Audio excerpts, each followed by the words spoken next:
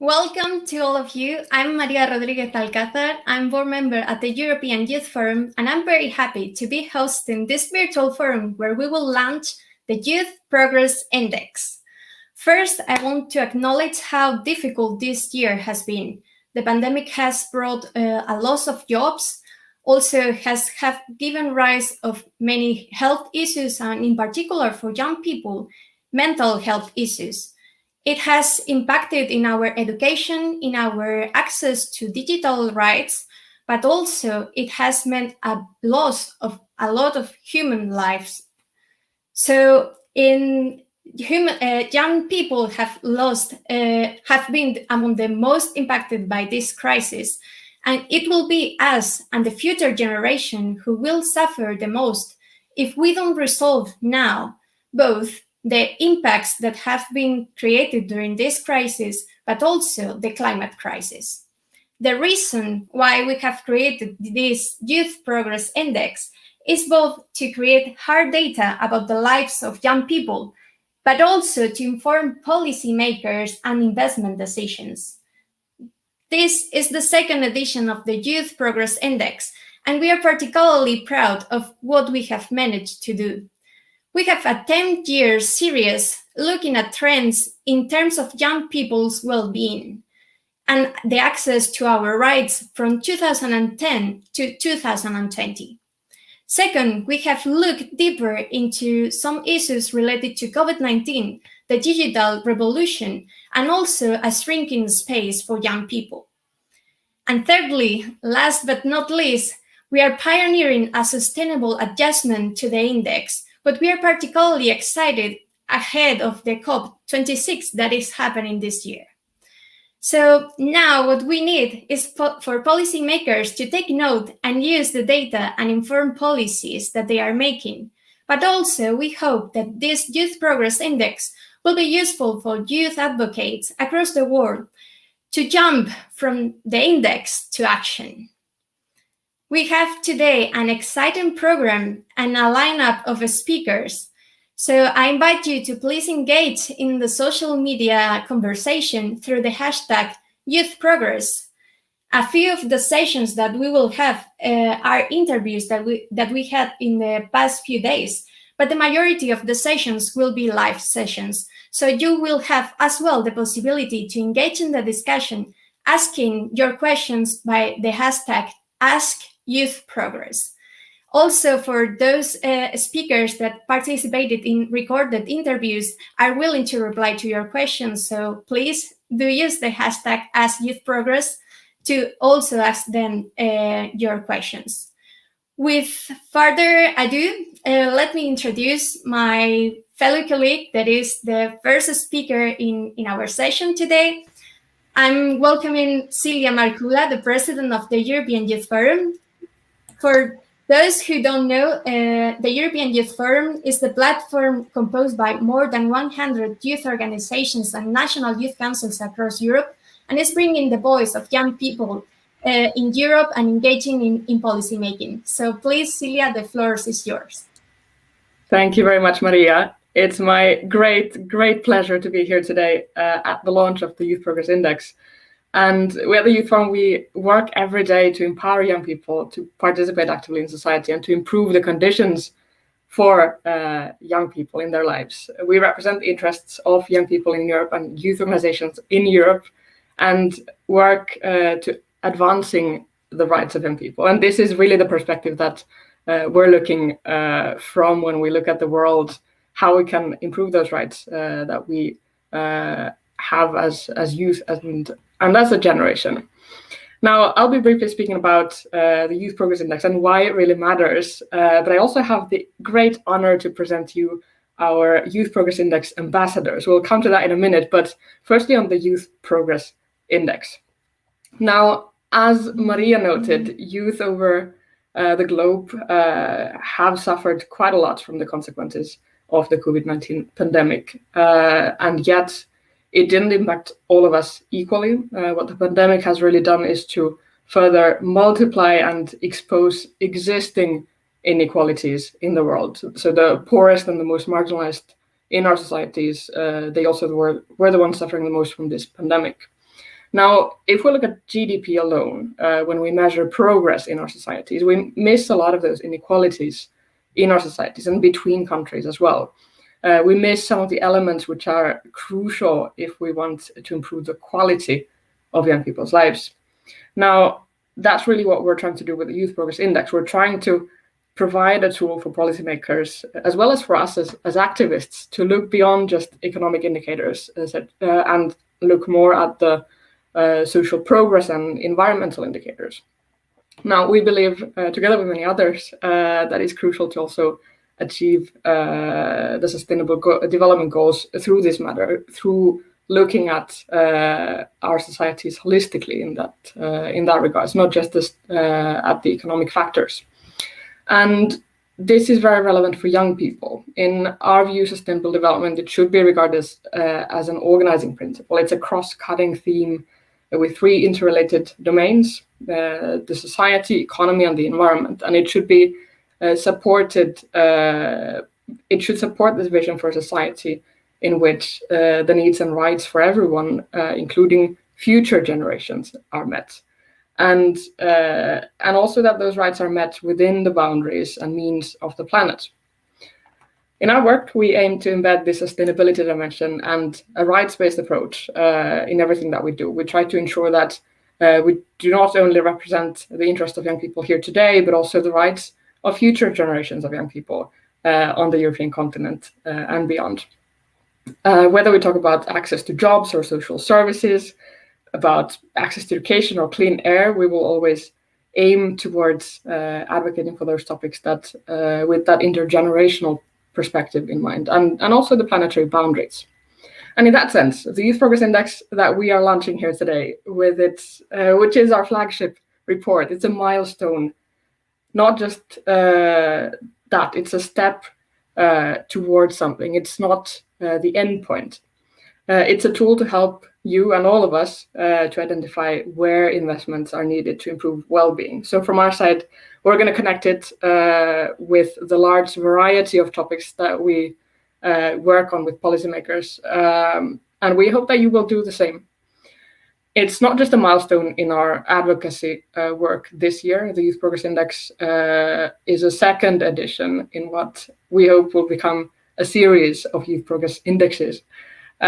We have a vision to produce the index every 2 years, so it becomes a flagship report, not just for us, but for all states, activists, and researchers around the world, so that we can see how they are advancing in the ranking and what the impact of those chosen policies is in the short and also in the long term. We really hope that this becomes a tool that is known and used by not just us, but by everyone when it comes to the youth progress in the world. Now, given this ambition, and as I mentioned at the start, we approached a few allies to help us in promoting the Youth Progress Index in the next 2 years and to work with us on that. So today, I am very proud to present to you our 4 Youth Progress Index ambassadors, and you will probably see them right now on a slide. I'll start with the first one, Herman Van Rompuy. He is the Emeritus President of the European Council.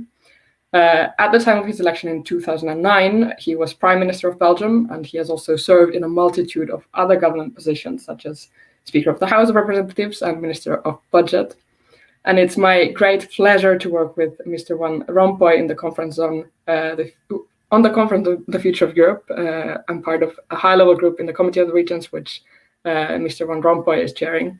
And we're very happy to count on Mr. Van Rompuy as ambassador for the Youth Progress Index now. As he notes in the interview, which you will be able to find on our website on the Youth Progress Index very soon, and I quote, "The Youth Progress Index is a tool for policymakers to dive into, to see what the weak points are of the policies and address those. And the ultimate aim is to make people in your country happier and increase a sense of community, togetherness, and belonging. This is what you're judged upon at the end of a political career, not how many interviews you gave or how many votes you got."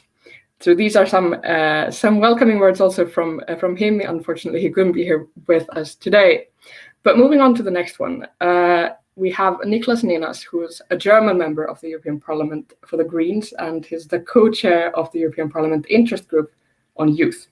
He is a strong supporter of European youth and has worked with the Youth Forum on a lot of different occasions, which we're very happy for. Mr. Ninas is the coordinator for the group in the European Parliament Committee on Regional Development, and he's a member of the Committee on Culture and Education. And on top of all of that, he is one of the very few young members of the European Parliament, paving the way for hopefully many more young people to follow in his footsteps as an MEP in the future. Then we have Yasmin Werhane, who is the founder of We Belong, a platform and podcast that amplifies the voice of new daughters of Europe. She's also an appointed expert for the European Union and the African Union, and an advocate for social and gender justice in Europe. She was recognized as Young European of the Year in 2019. It's a prize awarded annually for outstanding European individuals by the Schwarzkopf Foundation together with us at the European Youth Forum. Then we have Matthias Gruden, who is the Director of Democratic Participation at the Council of Europe. He previously served in other functions at the Council, including as Director of Policy Planning and Deputy Director of the Private Office of the Secretary General. And before his career at the Council of Europe, he was also a diplomat at the Slovenian Ministry of Foreign Affairs, posted in Brussels. Now we at the Youth Forum, of course, we have the great pleasure to work closely with Mr. Gruden and his team, as the Council of Europe has an exemplary practice of co-creation policy with youth. Lastly, we also would like to acknowledge the massive, great support of none other than Yayatma Vikramanayake, the UN Secretary General's envoy on youth. And while unfortunately she couldn't be here with us today, she has supported our work on the Youth Progress Index from the very, very beginning. And she's also written the foreword of the report. So thank you very much for that. Now, I would like to thank all of these prominent professionals for the great support on the youth progress and the work that you do towards that. We look very much forward to working with you as our ambassadors on the Youth Progress Index in our work for youth rights. And now, finally, thank you very much for everyone in the audience. I have heard that there are quite great numbers of you out there looking at your screens right now. So thank you for being together with us today for this very, very important and exciting moment as we launch the Youth Progress Index of 2021. Now back to you, Maria. Thank you, Silvia. And thank you also for introducing our ambassadors of the Youth Progress Index, which are very much committed to working for youth rights. And also, indeed, as you commented, the Youth Progress Index is a tool for policymakers and also for youth advocates for youth rights. And we wonder, what kind of inputs does the Youth Progress Index bring? So for this, our next speaker will reply to this question. I'm delighted to welcome Michael Green, the CEO of the Social Progress Imperative. Hello, Michael. Hello, Maria. The Social Progress Imperative is our main partner in this project and is the organization that produces the Social Progress Index, upon which this Youth Progress Index is created. Michael will be presenting this year Youth Progress Index main findings, and yeah, there will be some time at the end for some questions, so please do not hesitate to tweet them at Ask Youth Progress via Twitter, and then we will be able to have a discussion with them. So Michael, the floor is yours. That's great. Thank you, Maria. I must say it's been a great pleasure working with the European Youth Forum on this report. And I think to Sylvia's point, I think also continuing the work after the report comes out, taking the journey from index to action to impact, because data means nothing if it's not used as a tool to drive change in the world. And thank you all. Good morning, afternoon, and evening to all of you gathered around the world to hear about this. And we look forward to your feedback. So the Social Progress in the Youth Progress Index. Let me just show you a bit about how this works. But as Maria was saying, this is a particular time in the world when we're living in a time of crisis. We're living in a time of crisis around COVID, and also around the climate crisis. And a real question is about how are we going to respond to this crisis? And at the end of last year, we partnered up with our friends at Ipsos and went out and asked people. We asked people across 13 countries and said, how should we respond to, how should we build back after this COVID crisis? And the response was very clear. The majority of people said, when this pandemic is over, we've got to build back focusing on sustainable social progress, not just economic growth. What's most striking was the real difference in the response by age groups. My generation, the 50 plus, lent towards economic growth. But young people, particularly under 24s, really said, we've got to prioritize a recovery from this that is focused on sustainable social progress. So I think this Youth Progress Index report is a chance to bring to the policy debate, to the public debate, these issues that really matter to young people, to make sure that they're on the agenda and part of the debate. Now, quickly to explain how the Youth Progress Index works. It's built on the framework of the Social Progress Index, which ultimately asks three fundamental questions about a society. First of all, does everyone have the basic needs of survival? Essentially food, water, shelter, safety. Secondly, it asks, does everyone have the foundations of well-being? Basic knowledge, access to information, health and wellness, and a good quality environment. And finally, does your society have opportunity for all in terms of rights, freedom of choice, inclusiveness, and access to advanced education? This is the basic framework we're using for the Youth Progress Index. And then what we did is we went out to find data to answer these questions. And here's all the data that we are using. So we've drawn 58 different social environmental outcome indicators, the majority of these coming with a focus on youth to answer these questions. And as a result, we've been able to measure 150 countries completely and 18 countries partially. You can find, if you want to dive into this, there's a full methodological report for you to enjoy and look into all the details. There's full transparency about this methodology. I'll show you what we find. What I've done here is just simply plotted the results with the Youth Progress Index on the vertical axis, and then just for comparison, just for fun, GDP per capita on the horizontal axis. And we find, perhaps unsurprisingly, that Norway is the best performing country and Central African Republic is a least well performing country. And we also see in broad terms that richer countries tend to do better on youth progress. Again, not really a surprise. If you've got more resources, you can provide more services, deliver more of the things that people need to have a good life. But also look at this chart. See that there's lots of noise around this trend line. GDP is not destiny. The choices that countries make really matter to deliver higher or lower levels of youth progress. Let me illustrate. We can think of it in terms of countries that are above the line are ones that are doing a better job in turning their economic strength into social progress.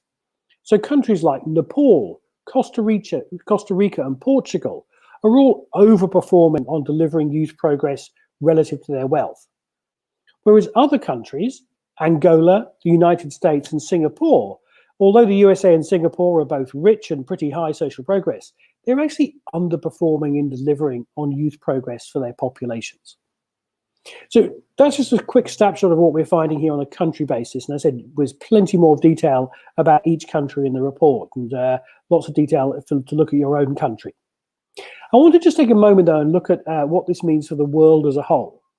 Broadly, we've seen that there's quite an uneven pattern of progress across the different components of the Youth Progress Index model. And if you look at this chart, what we see is that the worst performing aspect of youth progress is environmental quality. And I think this is really important, and we'll talk a bit more about sustainability later. But environmental quality is definitely the worst performing area. And then we're struggling more in those aspects around opportunity, like rights and inclusiveness, etc. And why this is so striking is if we then look at the trend over time. If we look at the trend over time, over the 10 years we've been able to measure for the world, we've seen there have been some dramatic improvements in the measures of progress, particularly on access to information and communications. The technology to deliver mobile phones and mobile internet around the world has had a huge positive impact on the lives of young people. We've also seen a big improvement in access to advanced education. there's been the global expansion of higher education is seeing a big improvement on the far right-hand side. We're also on, if you look at the left-hand side of the screen, seeing some solid progress in areas around basic needs like nutrition and water and sanitation and shelter. Obviously, it could be faster, but some solid progress. But then look where we're seeing the least progress. I mean, it's very striking that the worst performing aspect of youth progress was environmental quality, and you'll see that we've barely improved on this area. And then you also look then at personal rights. We see this is the one aspect that has actually deteriorated. So 10 years ago, the young people of the world had stronger rights than they do today. And I think that's so important if we're thinking about this agenda about discussing the reconstruction post-COVID and what young people want. If they need to have the rights and the civic space to exert their views, if we're seeing a shrinking space for personal rights, that is very concerning. Now, I think as Sylvia mentioned in the introduction, one thing we've also done with this index is pioneered a new approach. Sorry, let me show, before I get to that, one more thing. Quickly, just to say, although we see the world getting better, we have seen some countries actually going backwards. So we've got 6 countries that have seen a deterioration in youth progress over the last 10 years. The biggest decliners, Venezuela, Syria, perhaps no surprise. But it's very striking amongst this list of countries. Over 10 years, youth progress has actually gone backwards. Includes the United States, Australia, and Hungary, as well as Lebanon. Very, very striking results. That even over 10 years, some of these countries have actually gone backwards. Now, sustainability. We really felt with COP26 coming up, we really wanted to have a look at the sustainability lens around the Youth Progress Index. So what we've done is we've actually adjusted the index with an extra dimension around sustainability. So what we've done is we said, what's a robust planetary boundaries framework, looking at climate change, biodiversity change, land system change, material consumption. And then we've applied that to adjust and revise the result. So we're taking into account sustainability. It's all there's quite a lot of detail here, but just to give you a very quick snapshot, what we've seen is that a lot of countries, even those that are performing at very high levels of youth progress, have seen that there's a big reduction in their score because of when you make the sustainability adjustment. But what that's telling us is that as we although we see that strong relationship with wealth, with GDP per capita that drives high levels of social progress, it's also driving a problem of sustainability. So we're actually broadly got much bigger challenges than we're facing. And we've got to confront these sustainability challenges if we're really going to deliver on a real progress, especially for future generations and through the lives of young people today. All this details in the report, lots of stuff to dive in. I commend it to you very much. And I think I also want to highlight is the report also pulls out some analysis related to some key mega trends that are really affecting young people, such as the transition to a digital society, the future of work and quality of jobs, and this issue around civic space and youth rights. There's a huge amount in there. We love feedback, so send us your feedback on the report. But also we're really excited about how this tool, this data, working with the European Youth Forum, working with that great team of ambassadors, can really drive an impact and help deliver better lives for people as soon as possible. Thank you very much.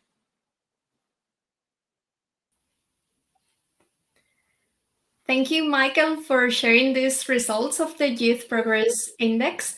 I would like to ask you maybe which are like 2 countries that you could highlight as for this progress in youth, 2 countries that we could look and see how they are performing. Yeah, I mean, I think if you look at some of those that are most improving and those that are actually being held back, I mean, I think in the decliners, I think it is very striking how we see, I think, particularly Australia, the United States lagging behind. I think particularly interesting, we've seen in general on social progress that the United States is going backwards. Why is youth progress in Australia lagging so much? I think that's I don't know what the answer is, but I think that's a really, really important question for Australia. On the other side, I think we see in terms of big improvements, I think we have seen quite a lot of countries being able to, especially those with lower youth progress, have made some of the biggest gains. I mean, even places you might not expect, like Zimbabwe, have been some of the biggest improvers on youth progress. So I think it's important to see how that there's real opportunities for quick catch up, and that there are areas of strong progress.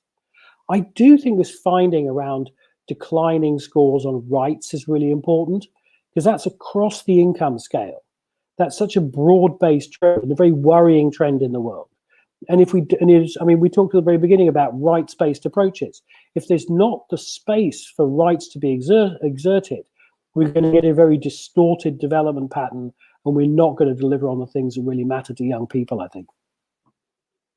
Yeah, and it's not only about the youth rights approach, but also on the sustainable development goals. So maybe you can elaborate a bit more on which is the relationship between the Youth Progress Index and the Sustainable Development Goals? Yeah, so we very much have, when we built the Social Progress Index and that framework that we've used for the Youth Progress Index, we've really been looking at the Sustainable Development Goals and aligning it conceptually. So although we haven't got the 17 SDGs literally, we really see there's an alignment of the concepts underlying it. So this works as a measurement tool for progress against the SDGs. And I think we can say is that, yeah, although the world has made some progress on youth progress over the last 10 years, the pace of change is nowhere near fast enough to reach the SDGs, especially if you add in that sustainability adjustment. You know, the 2030 goals, we're going to miss them by decades and decades and decades if we're on the current path. This is why what young people are saying about we want a different path, a different set of priorities, is so important, because the path we're on is not going to get to where we want to get to. And policymakers and businesses have got to listen to this.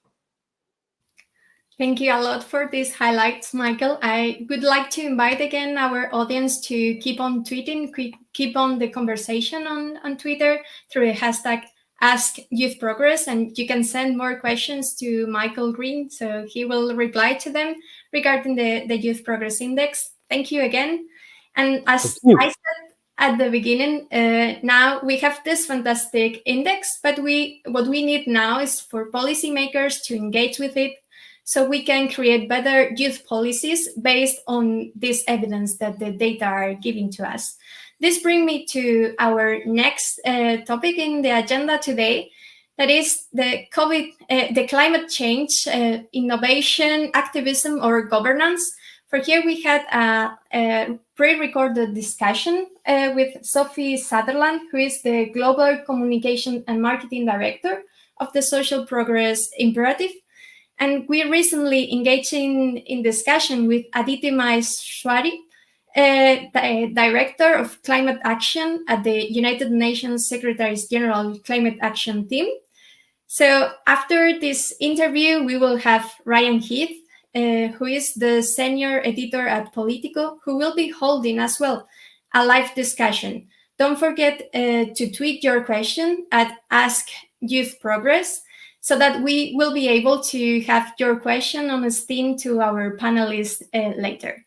So now we have our pre-recorded interview to Aditi Maheshwari.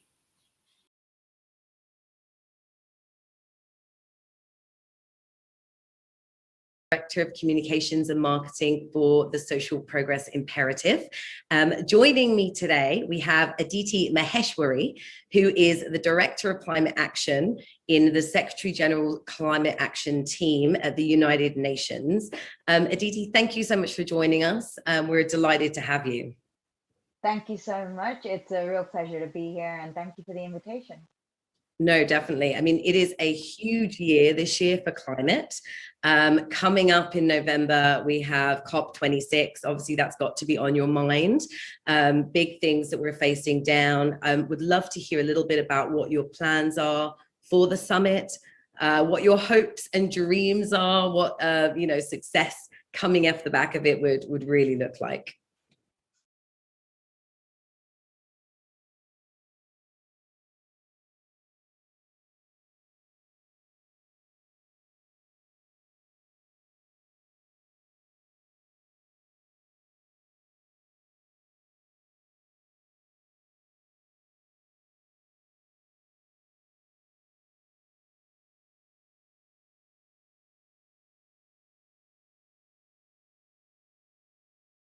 Hi, I'm Sophie Sutherland. I am the Director of Communications and Marketing for the Social Progress Imperative. Joining me today, we have Aditi Maheshwari, who is the Director of Climate Action in the Secretary General Climate Action Team at the United Nations. Aditi, thank you so much for joining us. We're delighted to have you. Thank you so much. It's a real pleasure to be here, and thank you for the invitation. No, definitely. I mean, it is a huge year this year for climate. Coming up in November, we have COP26. Obviously, that's got to be on your mind.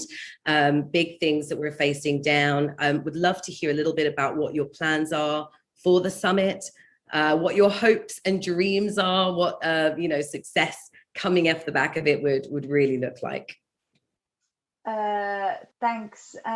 So, as you may have heard, but the Secretary General has been saying that this is a make or break year for our planet because climate impacts are getting worse, hitting the vulnerable the hardest, and youth will be the most impacted over their lifetimes. And the science is also very, very clear. We need to limit warming to temperature increase to 1.5 degrees Celsius. We're already at 1.2 degrees Celsius, so fast running out of time. That means that we need to reach net zero emissions by 2050, which to get to that, we need to have, this is going to require, we need 45% in emissions globally this decade by the end of 2030. So we know that this is actually doable, and the IEA's recent report on net zero emissions does signal that it's doable, that the technologies are there, that the economics is there, but more needs to be done to scaling it all up. And that scaling up effort is going to require a huge step up in ambition and action across three pillars. We need to see movement on the cutting of emissions, across building resilience and adaptation, and lastly around finance. And all of this needs to be underpinned by climate justice.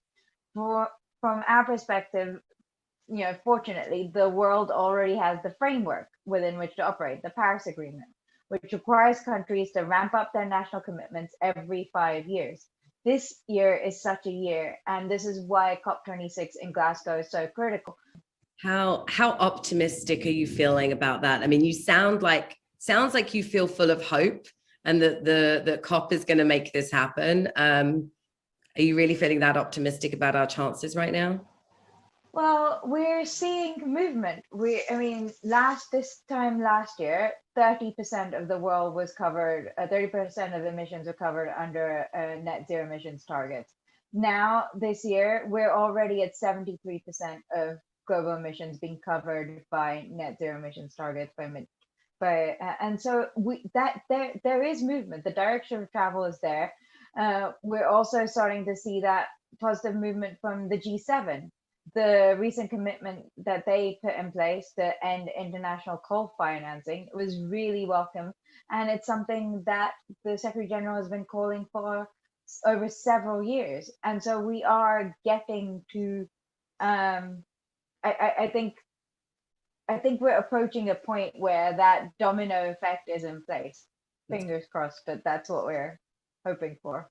Well, we are right ahead of G7 right now. Obviously, there's a lot of discussion about building back post-COVID, and we want to ensure not just an inclusive growth back, but also a sustainable one. And that's been something that leaders have been talking about a lot. What do you think? What would be an acceptable resolution for you from your point of view coming out of G7?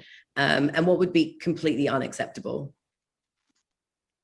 So I'm going to focus on the positive. And as I said, that commitment that's already come forward on ending international coal financing is really, really positive. And that's something that, we'd like to see other countries all step up and do the same.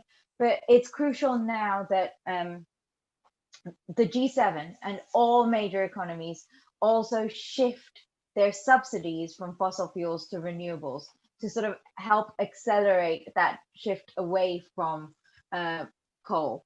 I think it's really essential that we, and the Secretary General has been also calling for this, that we need a breakthrough this year on building resilience and adaptation. And we need, for that to happen, we need the G7 to sort of really step up and deliver on that 100 billion commitment in public finance that was made over a decade ago. So we really do need that public finance piece to step up. And then in addition, what is going to be really critical to a breakthrough on adaptation and resilience is making sure that half of all climate finance goes to resilience and adaptation. So we need the G7 to step up at least on those three things, in addition to what they've already signaled on the whole thing of international coal finance. Yeah, definitely. I couldn't agree more. And I think that one of the things that we've seen that's been sort of playing in the positive way in terms of pressure on the private sector, right, has been the movement by the next generation to really force climate action into the forefront of the conversation. And by putting pressure and making it, you know, a huge point of pride for consumers to engage with brands and for people to really engage with private sector organizations that feel committed to that. I mean, that seems to me to really been something that's come from the youth, right? And in recent years. What do you see as being the youth sort of continual role in this way in terms of helping to drive movement and climate action forward? So as the Secretary General said, young people have been crucial over recent years, not just holding governments to account, but putting forward solutions. And that's why the Secretary General hosted the first Youth Climate Summit in 2019. It was to give a global platform for the best youth-led climate solutions and a commitment to support and empower young people. We really need young people more than ever this year to do both. And for that, we need to make spaces for meaningful youth participation at all levels. The Secretary General has appointed a youth advisory group, and Italy is going to host a Youth for Climate Summit in late September, inviting 400 young people from around the world to participate. The UN's global youth engagement is, in overall, it's guided by the UN Youth Strategy, the Youth to 2030. And it's all framed in the context of the Sustainable Development Goals. The UN has acknowledged that young people play a critical role towards achieving both the Paris Agreement, and really we stand in solidarity with them. We support and encourage the youth to continue to be the champion and for they're safeguarding their futures. Right? They are very much the sort of in a position to encourage governments to step up and ensure that action is taken that gives them the future that they want. Great. I mean, as you know, today we're launching the Youth Progress Index, and this is the very first time that we've ever done a sustainability adjustment to the index in that way. So what that means is that we've added an extra dimension which focuses on components that reflect critical areas such as emissions, biodiversity loss, land system changes, and material consumption. As you know, our hope is that this is going to be a data-driven, way to help inform policy and investment decisions going forward by government officials at all levels. And what do you really see as the role of data in all of this? I mean, is there there's a lot of data out there, and we know that there's a lot of facts out there about what is happening to the planet and what emissions do. But what do you see as being like the hope for data to be able to really help inform policy decisions? So I'm gonna leave commentary on specific data and findings to the report authors, but I can make some comparable points based on our experience of SDGs. And I think there just overall, the role of data is critical to inform policymakers to be able to make the decision, the best informed decisions.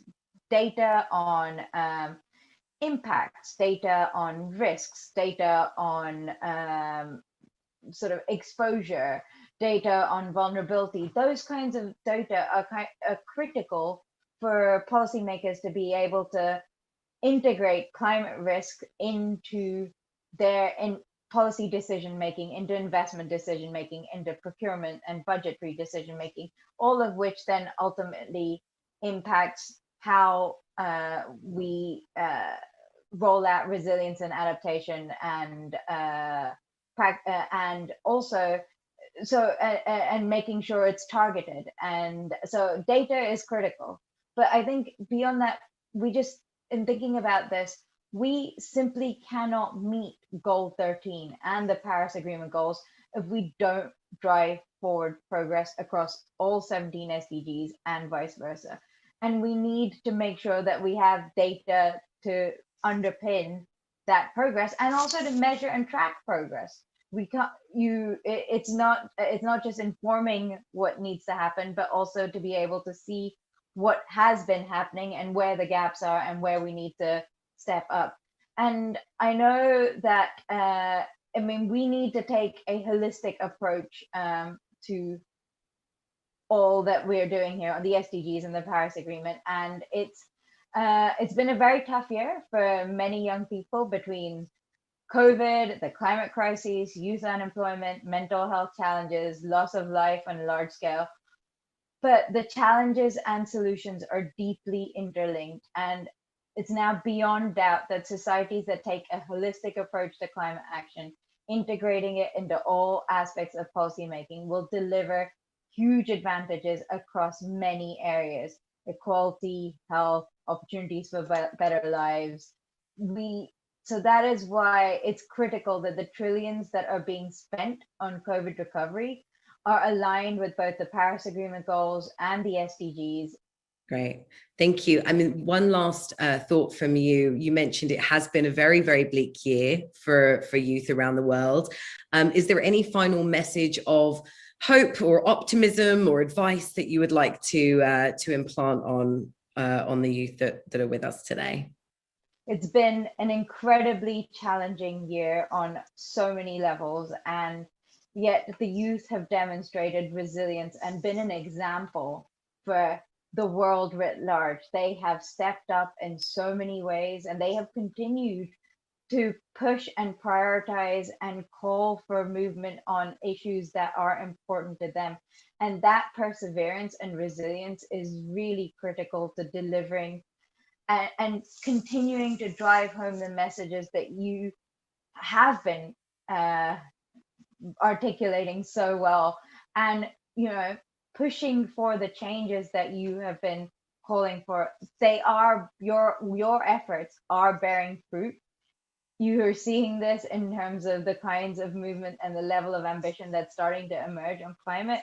Just please keep up the good work, and we're here to support you, and we stand in solidarity, and we look forward to success on climate in the months ahead. Thank you. Aditi, thank you.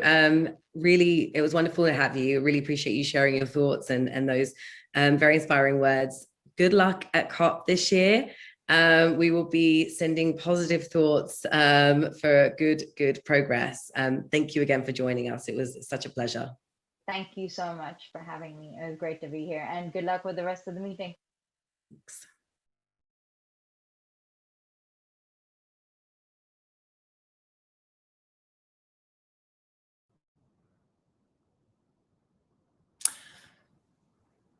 Hello, everyone. I'd now like to welcome our next group of panelists, but first I should introduce myself. My name is Ryan Heath. I write the Global Translations newsletter, and host a podcast of the same name for Politico. And we've got a great lineup of panelists for this next discussion. So I'd like to introduce to you Joanna Drake, who is Deputy Director General at the Environment Directorate of the European Commission, obviously the executive of the EU. Welcome, Joanna. Hello, everyone. We've got Nicholas Ninas, who is a member of the European Parliament. So great to have elected representatives. Hi, Nicholas. Hi, nice to be here. Thank you very much. And certainly not least, but last, we have Nadège Callier, who is a UN youth delegate for climate. So she'll be participating in the COP26 conference, representing French-speaking Belgian youth. Hi, Nadège. Hello. Thank you for having me. Now, in recent years, we've just seen an absolute revolution in how young people engage with their future. And while I wouldn't call it a revolution, we've at least seen an evolution in the responsibility that leaders from older generations are taking in what sort of planet they give to younger people to inherit. We're going to dive into all of that in this discussion and look at both the data and the strategies for getting to net zero and what combination of them we need. And I would also say that alongside the climate crisis, we very clearly have inequality as the political theme of our times. And so for me, to bring it all together, that really forces us to think about how we go beyond an economy based on growth to one that delivers more regeneration, one that delivers more redistribution. And so we don't have a lot of time, but I'm going to try and get our panelists to talk about all of that. Let's dive in. Nicholas, maybe I could start with you as our elected representative. Obviously, there's no pretending the scale of the climate challenge. We've got new data from the Sustainability Adjusted Index here. Tell us how you would like to see all of that information integrated into EU policy. What are the sort of non-GDP measures that the EU now needs to start delivering to get us onto this better track? Well, first of all, we have discussed the climate law this week, and we're voting on this week. I would hope for an EU that sets standards in the world by very simply following the scientific lead. So basically, we know how much carbon dioxide equivalents we can emit until 2050. For the whole world. We know what that means for individual countries, and therefore we know what our pace and way should be for the European Union to reduce carbon dioxide emissions. And therefore, we know that the current goals of 52.8% that is presented in the climate law at the moment is simply not enough in order to follow not even the 2 degree target of the Paris Climate Agreement. Far off from the 1.5 degree target. And so that's the very first thing that I hope we should do in the universal fight against climate change, is to set a clear goal where we want to go that is in line with scientific-based research, and then also for the European Union especially to be a leader in the fight against climate change, and not, once Trump is gone, lagging behind the US again, because the proposal from the Biden administration is already more far-reaching than the European ones, even though we were the ones, saying like, okay, we are the leaders in the fight against climate change. And so I think that's very devastating at the moment to see. That's the very first thing. And then I think we should ensure that all our funding is completely getting out of the support for fossil fuels, so that we eliminate any incentive to support fossil fuel combustion or any in that way, and also make sure that our transition is an honest transition by going this step, the biggest step, let's put it this way, because a lot of people are talking about, wanting to build a bridge by using gas to go into the renewable future. And I'm simply asking for, especially as a young person, for 2 reasons for that. First of all, why should we wait even longer time, and why should we spend additional money? Because if you build first up a gas infrastructure, you waste money for that you already know that in 20 years we need to remodel that again. And so I think that's just a waste of resources, a waste of time, and a waste of our future. Thank you, Nicholas. I also a reminder to everyone watching that you can send questions via many platforms, including Twitter, using the hashtag #AskYouthProgress, and we'll make sure we get to some of them.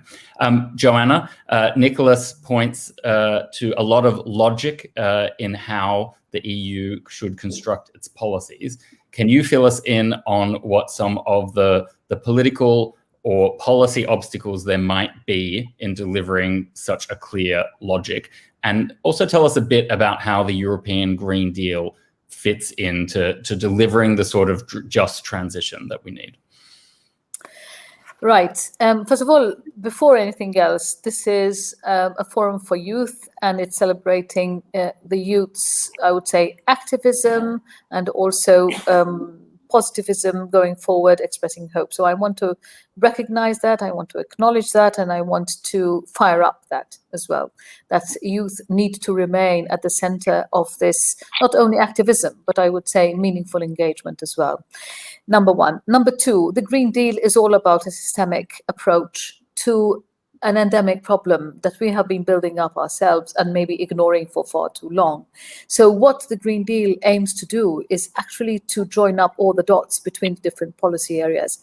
And even the way that the Green Deal initiatives have been brought about, not only conceptualized, but actually brought about, not only built up on the past, but actually took steps forward, and ambitious ones too, bold ones too. But invigorating, re-energizing, mainstreaming the sustainability mantra, and not only mantra, but actually deliverables in other policy areas, which were usually the ones that were not actually, part of the sustainability family. Today, everybody is part of that family. We are operating in a context, and the context is that of the G7.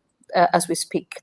And there we are hoping, apart from the COP26 itself, that the ambitions and the signals that will be given today and in the coming days, that it will be not only the EU is tackling environmental and climate challenges and its first priority in a systemic way, but also the biggest economies of the world will be doing the same. As you know, we will be also engaging in a few months from now with the COP26 as well, and there we hope that we can have even bolder commitments there. So we hope that the powerful message from the G7 will, to the rest of the world, will raise the bar of international climate ambition. Of course, not everything will be simple, and not everything will be based, as Nicholas was saying, on what the science dictates. But of course, this would be the ideal way forward. What I think we need to do better is to realize that if we really are serious about the 3 dimensions of sustainability, in other words, that we need them to put together people, the planet, and prosperity, okay, without to have a continuum, a seamless continuum. We also have to have monitoring tools to reflect that systemic approach as well and bring those 3 dimensions together. There are a lot of new concepts that are being tested, and we are very much in favor of having these monitoring tools deployed. We've got the OECD with the Wellbeing Index, which is a good example. For instance, these are being tested and they are increasingly being used for policymaking at regional, national, and international level. We have at EU level the SDGs, which are really very much developed into a resilience dashboard in order to have a strategic foresight and also a transition performance index. We are working, as we speak, on a tool ourselves to measure progress towards the European Green Deal. We have our own, if you like, planet part of these efforts of DG Environment, and this is called the 8th Environmental Action Programme, which is a monitoring framework, and will soon organize a stakeholder workshop to discuss potential headline indicators for that, for each of the programme's priority objectives. So technically, we have come very far and we are well equipped to go beyond GDP. But of course, it's going to be very much up to us. Now, who is that us? Is it just the EU? Is it the OECD? Is it the Youth Forum? Is it the G7? No, I think it's local, regional, national governments acting in coherence and acting across borders on this. And this means that they need to ensure that the societal progress that this Green Deal translates into, in fact, will be also visible to citizens as we speak, and as they are living in their cities, as they are working in their workplaces or from home, etc. Okay, I'm bringing Nadej now. How does that sound to you, Nadej? Is that a letdown, or is that the sort of vision that you are expecting from decision makers in Europe? And can I also ask you a little bit about how you see your role, whether that is really engaging in the technical details inside the tents at COP26, or whether you think the most useful role of youth activists is still moving that political center of gravity, applying that very successful pressure that Greta Thunberg and the Future for Fridays movement has been applying already. Yeah, well, about what I've heard, I think it's, of course, encouraging, because as today we know that we need to go beyond GDP, indeed, because it does not account for environmental crisis and increasing inequalities that we are facing now. So I think that indeed we need to go beyond GDP, because we need to stop using a compass that leads us in the wrong direction. And I think that initiatives and indicators such as the YPI are really, really promising, because it helps us to think in a more holistic way. And that has been highlighted before, but I think it's really, really important, because indicators are a tool, and I think they are kind of the start of the discussion, and they can help us to think about what are the values and the goals we want to reach in the future. And these values and goals, of course, to me, the goal of the society of tomorrow is not exchanging more and more services and goods. It's not a goal per se. I think on the contrary, what the youth wants today is, of course, tackling climate change, biodiversity loss, fighting racism and sexism, and stopping these inequalities. And I think all of these problems are really interconnected in the way we are living now. So it's really, really important to build on these values and try to think about indicators that can help us to monitor the goals we want to reach. I think the YPI really helps us to do that, because like reading the report, it really, really strikes me like the conclusion that so far no country can offer a model that tackle the three dimensions of social progress, of poverty, and environmental matters. And that's a bit shocking to me. That's a failure, but that's also, that's a good indicator of the challenge we will have to face as a generation. So, of course, there is encouraging movement on the part of policymakers, and that's really encouraging. But indeed, I think that the youth still has work to do, indeed, to bring that forward. And I'll say that our role is a bit of everything, I guess. I think that really activism is really, really important, and Youth for Climate really helps us to get the focus on ambition and on really bringing the media attention as well. And it's just about raising awareness and pressuring the policymakers to be more ambitious. So I guess this kind of activism is really, really important. But I think it's also important to have more, I'm not going to say lobbyist attitude, but more dialogue peer-to-peer with the decision makers, as indeed I will have the chance to be part of the Belgian delegation at the COP26. And I think these are really important moments also to have a bit of privileged dialogues with them. And in this kind of discussion, I think indicators such as the YPR are really important, because it helps us to have a common base of discussion. A common basis of discussion to talk about these challenges. So I think all kinds of roles are important, both more institutional, as I have today in my mandate, but also more activist pressure. Because yeah, I think all the ways are good to rise ambitious on these issues, because yeah, you know, to use a metaphor that I'm not the one who invented it, but like when your house is on fire, you don't focus on continuing to building it bigger. Like maybe before the problem was that your house is too small, but today the problem is that it's on fire, so you need to focus on that problem and to use educator to deal with that problem. I think that is a perfect jumping off point to another theme that I wanted everyone to explore, which is this idea of less is more. So I don't mean literally that we need sort of less resources, but it strikes me that the world's problem isn't that we don't have enough GDP. It's that we're extremely inefficient in allocating it in terms of who has access to the resources they need to live a sustainable, dignified life. And then also this point that Aditi from the UN said in the previous discussion around the idea of stripping away things like fossil fuel subsidies. We don't necessarily need more and more complicated commitments to sort of reducing emissions and so on.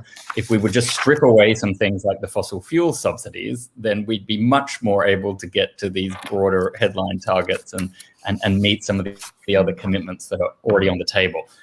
Nicholas, maybe could I get you to reflect on those thoughts and what we could do to strip away some of the things that are stopping us from getting to our climate targets?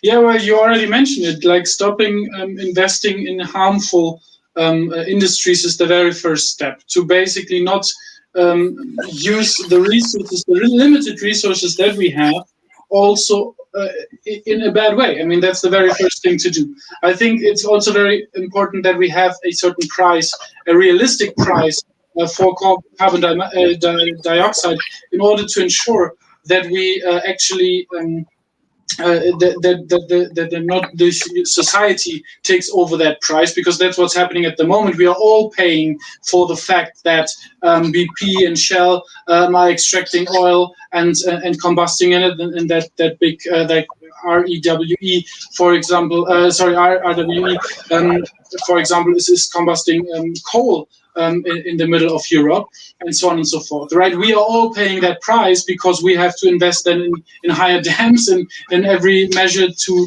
get carbon dioxide out, and we are losing upon our future. But I also think that we have the possibility to consume less and also to produce less if we realize what sometimes kind of the bullshit we produce.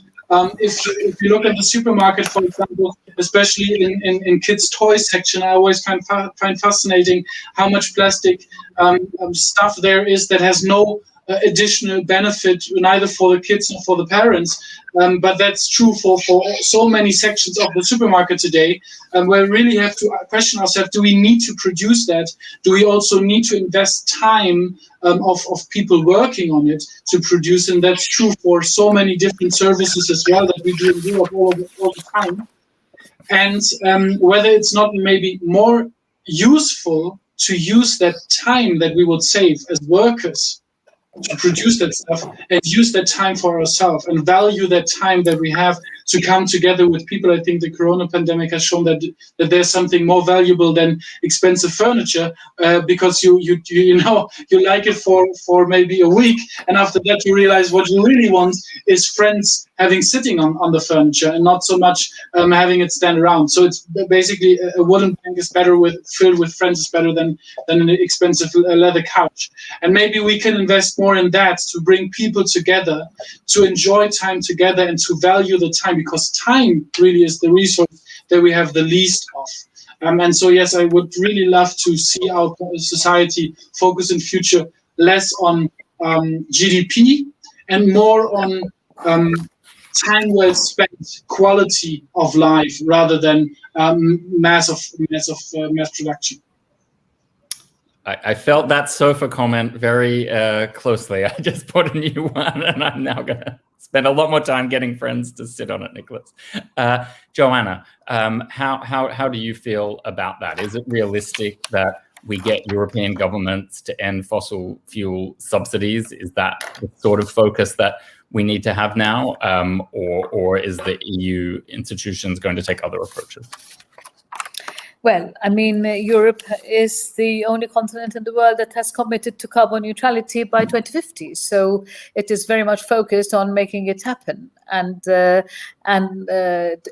finding ways of how to catalyze the decarbonization of our economy, and to find different business models that also, through circularity, make better and longer use of the very limited available resources. Something that somehow we assume, that it's only about, reducing carbon emissions that will make it. I mean, circularity is a big contributor to decarbonizing. So let's not forget that circularity and making better use and having a fresh look at how we devise things, how we produce, and for what purpose and for how long and with what materials, how much recycled content is there, creating recycled markets, reusability, repairability, rights of consumers to actually have the right of repair, and to end planned obsolescence, for instance. All of this will have a huge effect on how far and how fast we get to carbon neutrality. And not to mention, of course, I haven't even mentioned biodiversity, which is in itself a huge contributor to decarbonization, because nature itself has its own solutions. And the industry should be on its path, different parts of the industry should be on their own path of seeing how they can use nature-based solutions in their own processes in order to themselves absorb carbon. So there are so many other ways, but I wanted to say as well that, of course, funding and innovation will precipitate this, will catalyze this. And I want to mention, of course, the European Fund for Recovery and Resilience, which I've mentioned earlier. And of course, in the context of COVID, it has given us an even bigger reason for us to bounce back, and to bounce back in a better way. Of course, money doesn't make it all happen, but it does give firepower. And it does give the opportunity, especially if you ring fence the parameters for the member states, that 37%, as we actually do, of the budget needs to be allocated to Green Deal objectives. And this, of course, will precipitate sustainable future, because it's not just only about not harming the environment. It's not about not harming our planet. It's not just living within the limits of the planet, which of course is priority, but we also need to actually divert huge amount of monies and investment in the right type of projects. And what do I mean by right type of projects? It's exactly what I've been mentioning, the new industrial alliances, for instance, for eco-innovation, new types of eco-design, changing the business model to, one based on consumption to one based on use, for instance, rather than consumption. All of these need to happen as well. And we need to be encouraging successful public-private partnerships as well, because it's not just about public money. Of course, you need to have a good public procurement policy, for instance. Of course, that will help. Of course, you need to revisit the subsidies regime and the governance. But you also need to make sure that private money is also going in the right direction. I need to mention here that the whole Green Deal is based on a very horizontal enabler, if you like, although maybe not so many people will call it an enabler, of the do no harm. So that means, that we are henceforth saying that any type of investment needs to be checked against what sort of harm it is inflicting, and in order to absolutely avoid that. But likewise, we need to be also filling up the other part of the bottle with the investments going in the right direction, as opposed in the wrong direction. Okay. Nadège, you'll get the final word. We've only got 2 or 3 minutes left now. I was wondering, how much do you embrace this idea of innovation and private sector involvement in change? Obviously, they do have a role. I'm not saying they wouldn't be involved, but it was controversial when John Kerry said, we're yet to invent half of the technologies that will help us get to net zero. And I wonder where you see that balance between investing in the new innovations and technologies versus really just simply changing our lifestyles and moving away from consumption patterns. Yeah, well, I would kind of disagree with that idea that we have like that much technology to discover. Honestly, I think that as of today, we have like most of the technology needed to reach our climate targets. And actually, I forgot I would have checked this report before, but I know there was a consultancy firm that released different scenarios to reach the 2030 European target, and it was clear that the best way to reach it is to change behaviors of peoples and ways of living. I think that the main problem of climate crisis and biodiversity loss is not that we have not enough technology, is that we use it too much and too fast and just in a useless way. I would say so. No, I think that what we need is a system change and a behavioral change. But I would insist on the fact that behavioral change is like really important in the head of the consumer and the citizens. But we know that if everyone lived as like a perfect green little citizen, like we would not reach the climate targets. Like we need policymakers to take up on these YPI indicators and to actually divest, of course, from fossil fuel subsidies, need to stop harmful policies, just like common agricultural policy, for instance. I think that it's not like it could be much better because it's still incentivizing farmers to do like intensive agriculture, and like these kind of policies should not be okay in 2021. And I think, of course, we had to invest much more in circular economy plans. So no, I would say that less is more, and that we really think we really need political will at the end. I think that's the key, really, political will. I think we have most of the solution, that we must implement them. Thanks so much, Nadège. Unfortunately, I'm going to have to stick to the principle less is more also for this panel, but it's been a great discussion, even if it was a brief one. So thank you to you, Nadège, Nicholas, Joanna. We really appreciate your time and glad to see you all engaging with the index. And now I'll hand it back to Maria at the European Youth Forum. Yeah, thank you a lot again for you, Ryan, Nadège, Nicholas, and Joanna, for this engaging discussion on a topic that young people is leading all across the globe. And it's clear that we need to rethink how to look at progress and put more attention to environmental and also social indicators. I remember and keep on thinking on the metaphor you brought, Nadège, what to do if our house is on fire, and should we consider progress at all if this impacts so negatively to our planet and also to the well-being of young people? Thank you again for these reflections. Then we are moving to our next topic on the agenda today, that is COVID-19 and how this has impacted young people. For that, we have had some discussions in the previous days. So first, we will have a conversation with Maria Walsh, which is a member of the European Parliament, who was interviewed by Hannah Grieve, the Senior Communications Officer of the European Youth Forum. And then I engaged in an interactive discussion moderated by Valentina Bopp at the Financial Times. So we will go with that. My name is Maria Walsh. I'm the youngest Irish MEP representing a constituency called Midlands Northwest, which is 13 counties and represents about 1.1 million people, quite urban and rural, and the most westerly point in the European Union. And here in the Parliament, I sit in the European People's Party. So COVID has exacerbated many existing inequalities that young people were facing. What would you say are the biggest obstacles that we need to overcome today? What we've seen from COVID and what I would call long before COVID and what I believe will be long after would be the impact on mental health and well-being for younger people, mental health literacy, how we talk about mental health, how in each member state we need to lift and look at the stigma and taboo associated with mental health. I even look at my own generation. This is potentially our second recession, our first pandemic.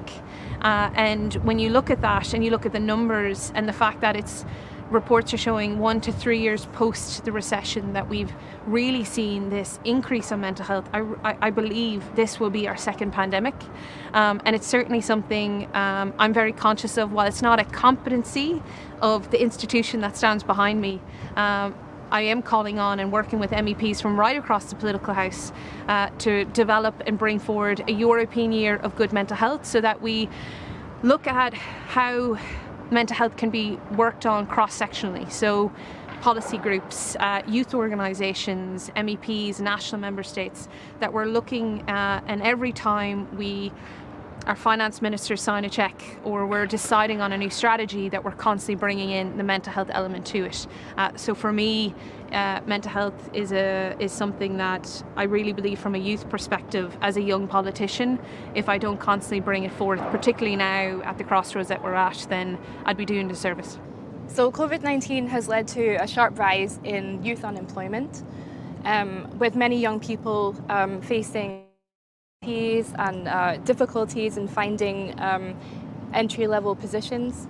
And young people generally are the first to lose their jobs in economic crisis. How can the EU address this issue, and also speaking as you're part of the Employment Committee? Yeah, for sure. And actually for two committees that I sit on, both the Employment and Social Affairs Committee and Culture and Education, back to the cross-sectional idea that MEPs working with national member states and organisations to look at skills gaps, that we're encouraging people to journey on that lifelong learning experience, so that if younger people are coming out of secondary school and either thinking about going into third level, that we're talking about and future-proofing courses. So AI, robotics, I think it's like 60 million jobs in the next 5 to 10 years. So how are we equipping young people with those skills from a younger age, so that then when they come out of secondary school, that they're able to walk into, be it part-time jobs or full-time roles or further education spaces. I also think there's a need to look at it from vocational education training programs. Again, how do we lift the stigma towards a traditional role like farming in young people, and cross-sectional work with the Green New Deal. The westerly point that I represent in my constituency, Midlands Northwest in Ireland, we have huge opportunities in terms of offshore wind farms. And again, bringing younger people and youth perspective into that is so important, because there's what's driving the green agenda, not just in Ireland, but across the EU. So bringing them in and looking at what skills that we know is coming down the pipeline, but also what they're most interested in is really important in terms of bridging the gap between youth unemployment and the skills that we will definitely need in the next 5-10 years. But for me, I'm a conversationalist politician. We cannot make decisions for younger people without them involved in the conversation table. And I would hate if an unemployment conversation came up and I didn't make a pitch for younger people to get involved in politics. I think that's a really important thing to also mention, because it is a great career. It's very purposeful led, difficult at times, but we need younger people at the decision making table in order for us to learn from them and future proof better. The Youth Progress Index gives us a snapshot of what life is like for young people in different European countries and also around the world. How do you see adding value to policy making, and how valuable is it to have such a data source? Yeah, the index is invaluable. Again, we're not talking to younger people enough, and having the index allows us to directly connect to the youth issues that are at the forefront of their minds, so that when we're working in the cross-sectional way that we need to, across committee level, across institutions, work with organisations on the grassroots and member states, that we're constantly using the most valuable source of information we have, the youth voice, and that came through in the index. I'm not surprised to see unemployment, future-proofing roles, wanting to see more of and connect more with the political landscape. But it certainly reassured me that my team and I are moving in the right way. We just need to make sure that the entire ship is moving with us. And again, the index just consistently makes us aware that youth and youth issues have to be relevant and have to be at the forefront of everything we do. Otherwise, institutions like this begin to break down because we're not future-proofing and we're not bringing young people into the conversation. And ultimately, that's what we need to do more of, and the index allows us to do that.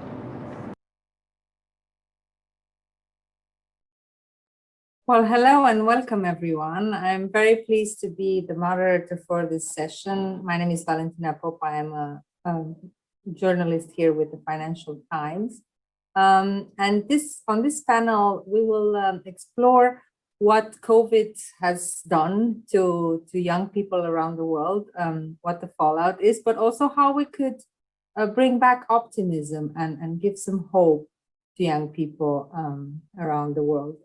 With me, I have the pleasure to welcome Salam Al-Nukta, who is the CEO and co-founder of Changemakers. Hi, Salam.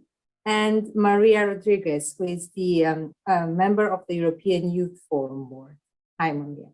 So first off, I wanted to ask a broad question, like how do you feel that young people have been affected by the COVID crisis? We see, for instance, with vaccination queues that they are often left at the very end. In some countries, schools haven't reopened as fast as people wanted.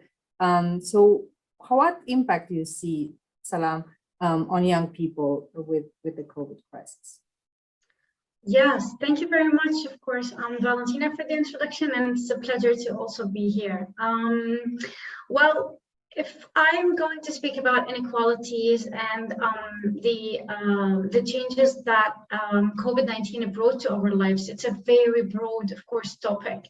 And inequalities or challenges are very different from one group to another, and I mean one group of young people to another, because of course young people are not a homogeneous group. And let me focus on young people from countries where which actually remain underrepresented in most of reports due to hardships of collecting data. And being coming actually from Syria, I've always been following the news. Young people have stopped going to their school, to universities. Social life has been also very, very different.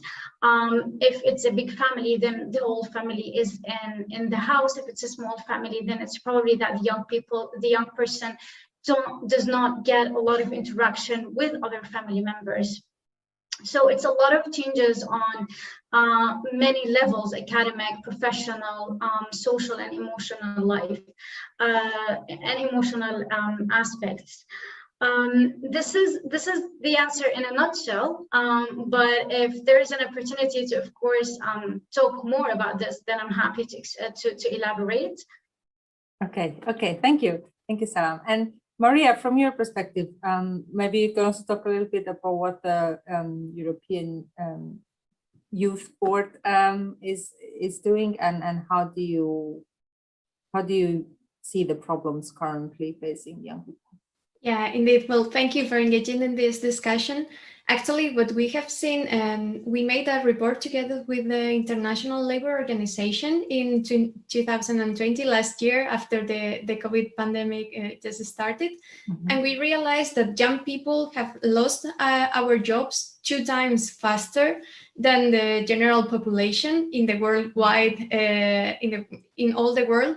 But in Europe particularly, we have been losing our jobs at a rate 3 times faster than the rest of the population. So this replies also to the low quality of the jobs that young people were having. And now we need to face the consequences of this virus and this pandemic, because we were already at very much risk of poverty, young people in general in the world, but particularly in Europe, as I said. So now we also have the challenge of making young people able to access to social protection that in many countries we are not even able to access due to age discrimination. So that's the situation that COVID-19 is creating for young people. And for sure, now the perspectives that we have are quite more negative. once we have seen that our jobs, that we don't have an opportunity to access a job, but also we have just our education has been disrupted during this year. So that is also affecting our mental health disproportionately regarding to the rest of the population. So it's very common to see young people having symptoms of anxiety and depression, and that's something that we really need to act right now to improve this youth progress. Yeah, so a lot of for policymakers and people in power basically to act upon and to consider. Salam, when I wanted to go back to you and ask you a little bit about your organization and what you are doing for young people, well, in this crisis, but also in general in finding a career or giving counseling. Can you tell us more about Changemakers? Absolutely. So Changemakers, when it was founded in 2016, it actually focused on the social impact that it's bringing, and that's reducing the gender gap in the tech field. Mainly because we were motivated by the very low numbers of girls pursuing their academic and their academic and professional career and professional path and in the tech industry. When COVID-19 actually surprised the world, let's say, we realized that it's not possible anymore to put young people at risk, especially in countries where it's already at risk due to conflict or for other reasons. So we started to look for other ways to engage with young people and to keep, of course, the momentum we've been building and encouraging more young girls to engage in the tech industry. So we moved our courses from being programs provided physically on a physical site. We moved that online, and we had one experiment when we provided young people with courses online, and that was just a very youth-led initiative from the team. They were just sitting at home discussing what we can do better, and then we just found out that maybe we can try an online course. But knowing that young people in countries like, for example, like Syria, don't have adequate access to internet facilities or probably devices, we did not want to invent the wheel. We did not want to create a very new curriculum, a lot of graphics, so it's heavier to be downloaded. So that's what we did. We tried to do a very simple initiative, engage with young people at the ages between 15 and 21. And we provided a very similar course to the ones we provided physically, but we did it completely online. We did not want to only provide courses in programming, but also we wanted to let young people learn that social media, Facebook, can be used to further than just meet new people or navigate through news or the day-to-day things that young people usually do. Because one thing that's very important, and we noticed the effects during COVID-19 even more than previously, is that opportunities are only accessible to those who can look for them, who learn to look for them. So we wanted to send this message, and besides also providing them with programming skills and letting them advance their say practical skills. And was it only in English, or what was the language in which you... Yeah, well, that's the thing that we always try to do, because education materials are very very extensive or very accessible in English, but not as much in Arabic. And English is not, of course, a very common language in Arab states. So our courses are provided in Arabic. Oh, okay. Yes. Excellent. Yeah, and I actually a thought just crossed my mind. In during the pandemic, there were many concerns that because of the exposure, this is mostly for younger children, but I suppose also for teenagers, right? The exposure to screens being completely off the charts. I mean, before the pandemic, there was always this concern from parents to limit the exposure to screens and to get them outside and play and so on. And now with online schooling and an initiative like yours, I suppose this is really no longer a concern. But I wonder if you have any thoughts, like is it in a way, was the focus perhaps misled? Was the concern exaggerated, or is there something real to just being looking at screens all day? To both of you, actually. Yeah, well, unfortunately, I don't have really a very solid scientific background to give an answer right now. Personally, I don't prefer kids or teenagers spending a lot of time next to their screens. And I think this issue has been really very exacerbating during COVID-19, because if parents just want to give kids something to play with while they're doing their jobs, while they're at meetings or so. And I hope that with all of the initiatives that we're introducing, we still keep parents or guardians, say, aware of the balance between physical activities and screen time. Because if you can't do a course physically, you can still do it online, but it's still the family's responsibility to make sure that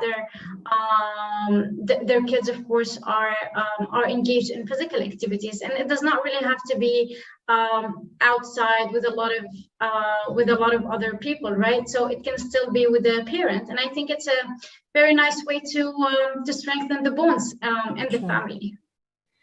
Yeah, actually, I think we all have learned a lot on how to manage digital activities and also in education. But it's true that we are already quite tired of this online world, and we are really looking forward to the physical activity again.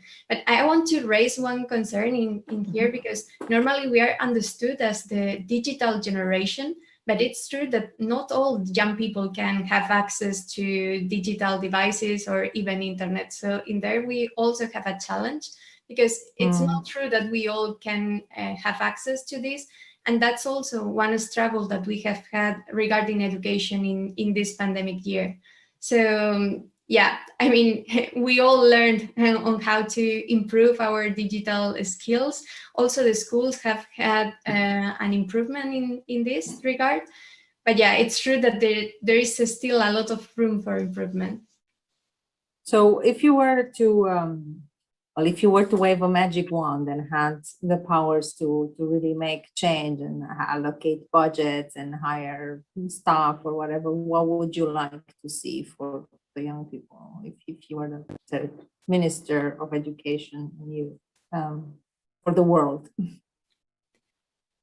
Well, if I had one, and that could be super difficult, because, well, right now I would go for working on poverty and making all young people able to access social protection system, because that's something that not all of us have access right now, and we are in an unemployment situation. We are not able to access new employment when we transit from the education to the labor market. So that would be my thing, not having age discrimination in accessing social protection systems.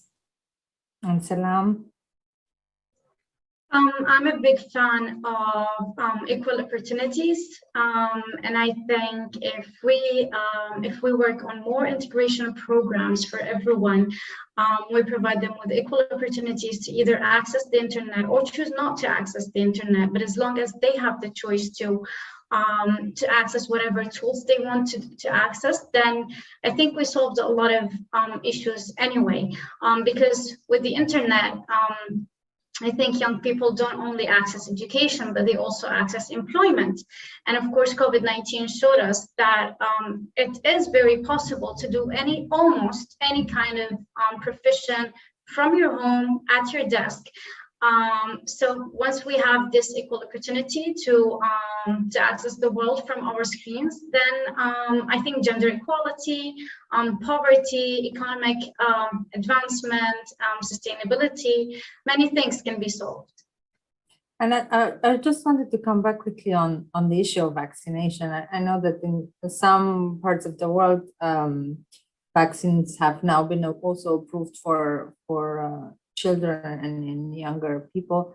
But do you think that this situation where the focus was mainly on adults and older people is creating, at least this year, like another layer of discrimination? Because obviously you can't travel, you can't, but you're restricted in so many ways as far as you're not vaccinated. Yeah, it's true that this is creating a new layer of discrimination, as you said, and we have been seeing this all around alongside the pandemic, and with all the restriction and measures were only thought or mainly thought for adults. And normally young people, we were also discriminated in even the approach that we were looked at. So yeah, I think this is creating a new discrimination, and hopefully also the governments will make sure that even if we are not vaccinated, or we will have the access to the same activities, or that we will be able to, yeah, I don't know, at any time soon get also the vaccine. But it's true that we are the least, the last on the list. So yeah. The last on the list, but least but not last.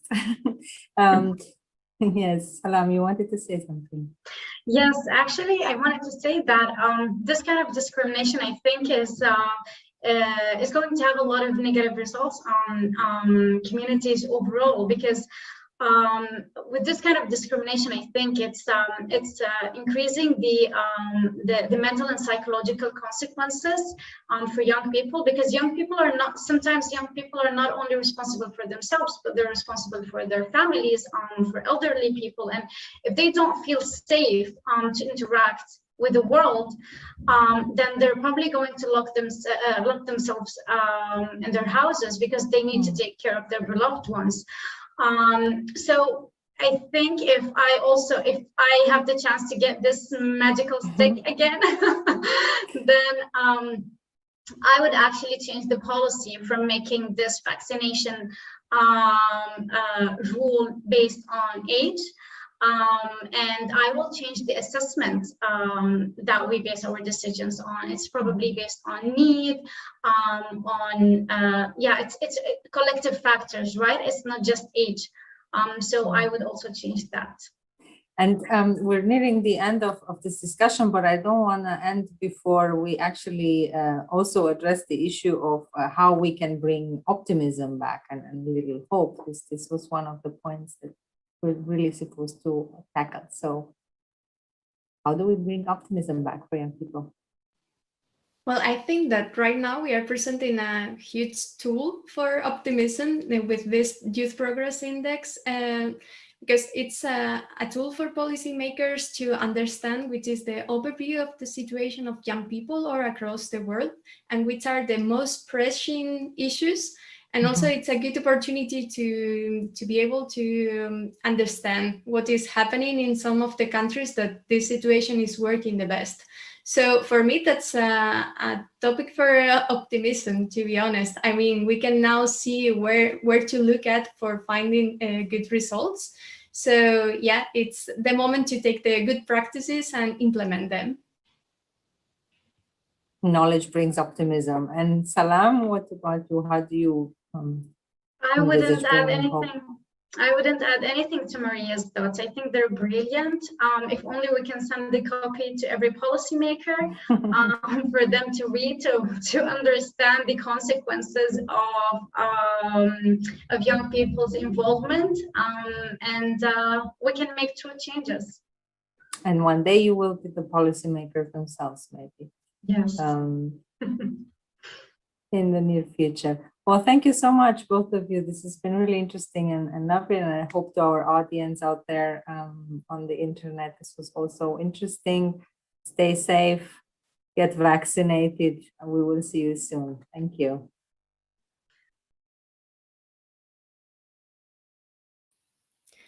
So indeed, this Youth Progress Index is a topic for optimism, a reason for optimism, and particularly if policymakers take it into account for making policy.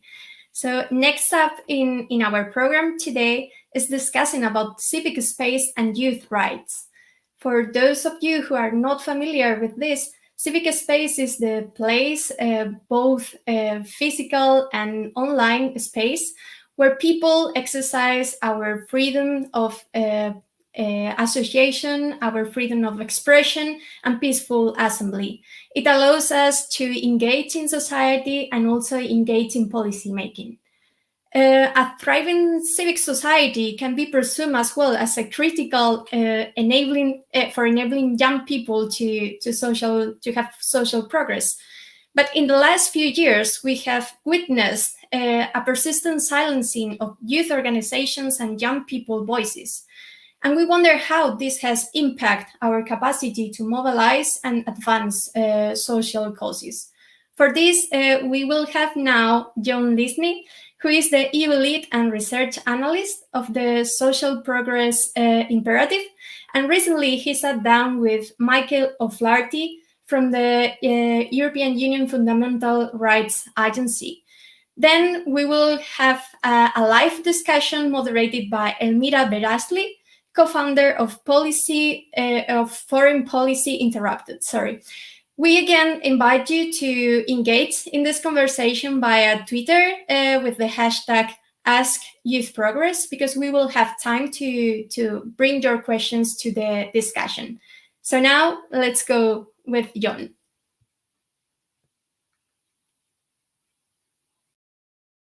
Hi, I'm John Lisney. I am EU Lead and Research Analyst for the Social Progress Imperative. And joining us today is Michael O'Flaherty, who is the Director of the EU Agency for Fundamental Rights. Michael, if I may, would you like to maybe start by saying a few words about yourself and about the agency that you lead and the work you do to advance human rights in the EU? Thanks, John. It's a great pleasure to be with you. I'm at the EU Fundamental Rights Agency, which is the body with responsibility to support the EU, its member states and its institutions to respect human rights in their work. At least in their work, meaning when they're working on issues that are the business of the EU. We focus within the geography of the member states. We're purely advisory, and so we're only as good as the advice we offer. And our advice is very strongly evidence-based. We're in a constant exercise of gathering human rights sensitive data across the 27 member states to support law and policy on all of the hot issues. So we're working on migration, we're working on artificial intelligence, we're working in support of the Roma, of minorities, in particular migrant minorities into Europe. We're working on issues of social justice. We're trying to make sure that human rights is at the heart of some of the great big policy developments of the Union, the different strategies being developed right now, the upcoming conference on the future of Europe, and so forth. We're all based in Vienna. We're about 140 people. So a huge task, small operation. Great, thank you for that. The topic for today is civic space and youth rights. What would you say are the main barriers and challenges that young people and youth organizations in particular face in Europe in terms of their capacity to mobilize and ensure that their rights are upheld? I'll start by saying that your own report that's just come out captures in essence some of the core answers to your question. But that said, let me take a few different layers of response. In the first place, youth movements, youth organizations form part of general civil society. And we've known for years that civil society is under pressure. The way the pressure shows is different from country to country. Its intensity is different from country to country. But if we were to find 4 characteristic pressure points, they would be, in the first place, financial pressure, lack of access to resources, taxation systems that can undermine, lack of access to foreign funding, many other things of that nature.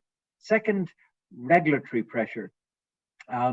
An excessive regulation of the operation of civil society, how you can set up your organization, how many members you can have, what the rule book of your organization is, how you report back to the state, rules about your meetings, and on it goes. These can be very burdensome in some places. Third pressure point has to do with access to the decision of the policymakers. You can have the best ideas in the world, but if you can't communicate them to the people who make the decisions, then you really are limited in your ability to influence. And fourth and finally, and fortunately rarely, we have direct threat and intimidation and harassment for individuals, for organization, and for property. So those four, all at different levels, different intensity, very much different country situations. One interesting dimension of the variety of representations is how, depending on what you work on, you may or may not face heightened pressure. So if you work, for example, on LGBTI issues in some European countries, you're going to find it much harder than if you were working on some other more, let's call them, not the right word, but more mainstream types of activity or issue. Now, all of this got far worse with COVID. 2020 was a year of heightened risk and pressure to civil society. And by the way, that's not a theoretical statement. We know that from our ongoing conversation with the many hundreds of civil society groups that we deal with. We saw, for example, excessive limits on assembly and association. It's legitimate to limit certain human rights in fighting the pandemic, but the limits have to be necessary and they have to be proportionate. They have not always been necessary and proportionate.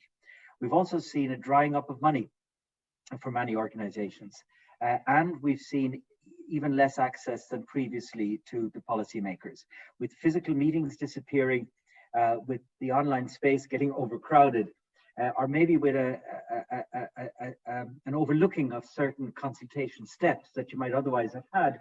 There's been even less access than would otherwise have been the case. So 2020, a particularly tough year for civil society in general, but also for young people's groups. Last thing I'll say, I travel around Europe as much as I can, and certainly before the pandemic, and I listen as much as I can, and I keep hearing from young people's organizations right across Europe that they have great ideas, they want to engage, they want to participate in shaping the future. They don't get the chances.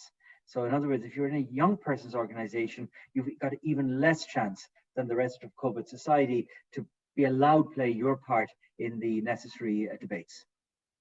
Yeah, thank you very much for that.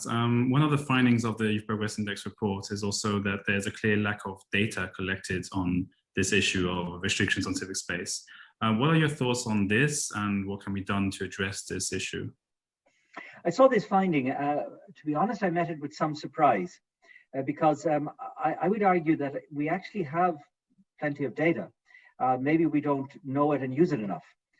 My own agency now for a number of years has been following the situation closely. A couple of major reports on threats to European civil society based on engaging with civil society right across the EU. And we do an annual update with the 800 organizations that participate in our civil society space, what we call the Fundamental Rights Platform. Side by side with our work, just staying in the EU, you have the now annual rule of law reports produced by the Commission, which will increasingly include attention to the situation of civil society within each of the member states. And these are just two of a number of initiatives, both in the public and in the more, not private sector, but more in the non-governmental sector. What I would concede is that maybe they're not well enough known.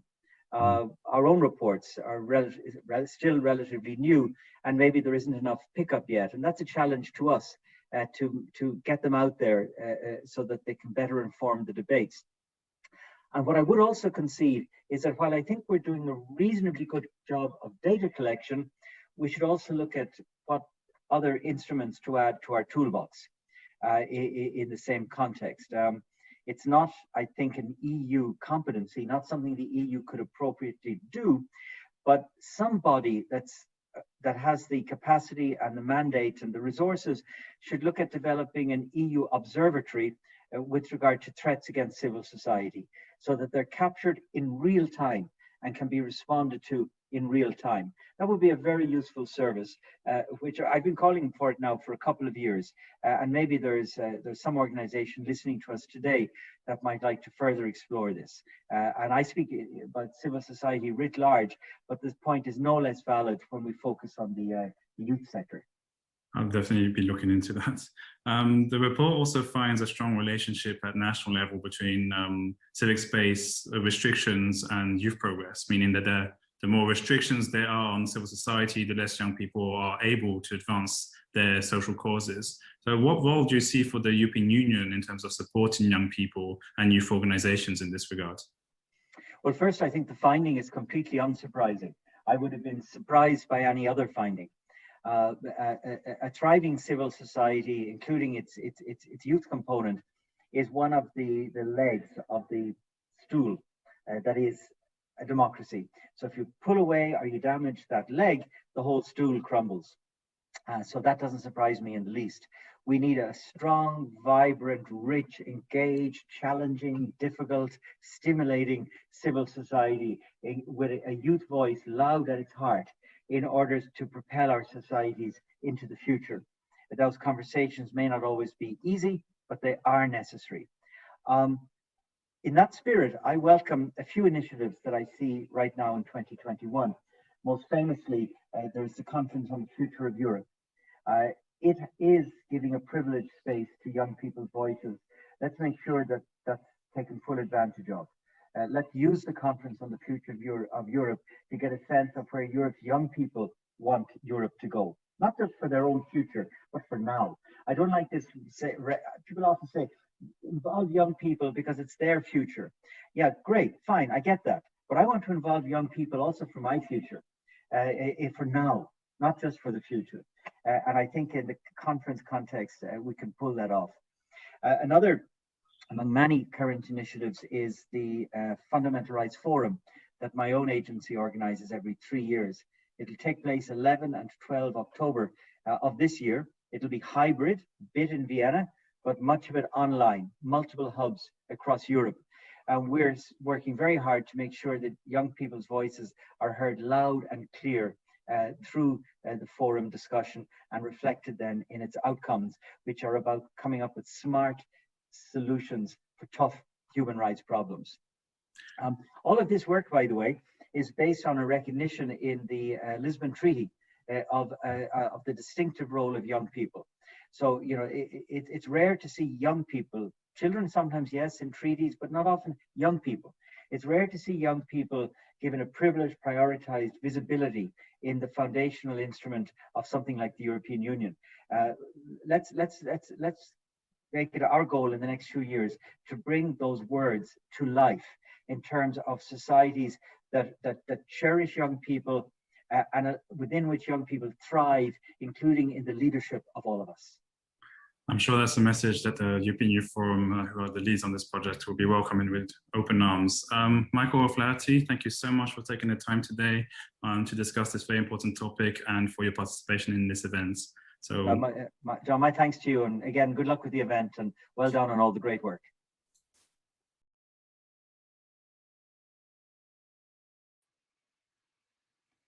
Hi, everyone. My name is Elmira Bayrasli, and I am super excited to be moderating this next section. I hope you've all been enjoying this Youth Progress Summit.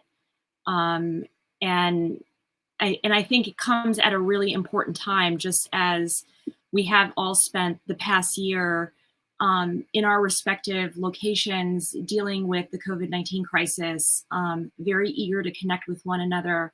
But I think most importantly to really get on with the work that we had been doing and that we're eager to do.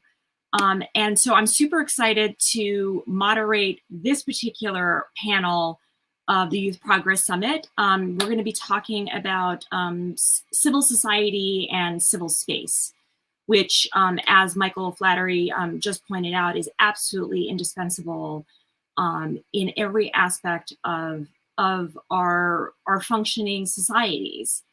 In this session, we're going to dive into what's been happening to the civil society space in the past year. And it's a topic that I think is going to be very familiar to everyone tuning in. Starting with how COVID-19 has impacted communities, particularly marginalized groups and minorities. They have been disproportionately impacted, as many of those groups have been frontline workers and been, whether it's at the hospital, transportation workers, getting people around on public transport, or delivering goods and services. And it's also shown a light on the deep systematic inequalities in our society. And a number of our panelists are very familiar with that topic and have really been diving into that in their work. COVID restrictions also have limited people's capacity to meet and mobilize, which has very much limited civil society gatherings. And that's contributed to a further growing global trend of a shrinking of civil society space, and we're going to explore that.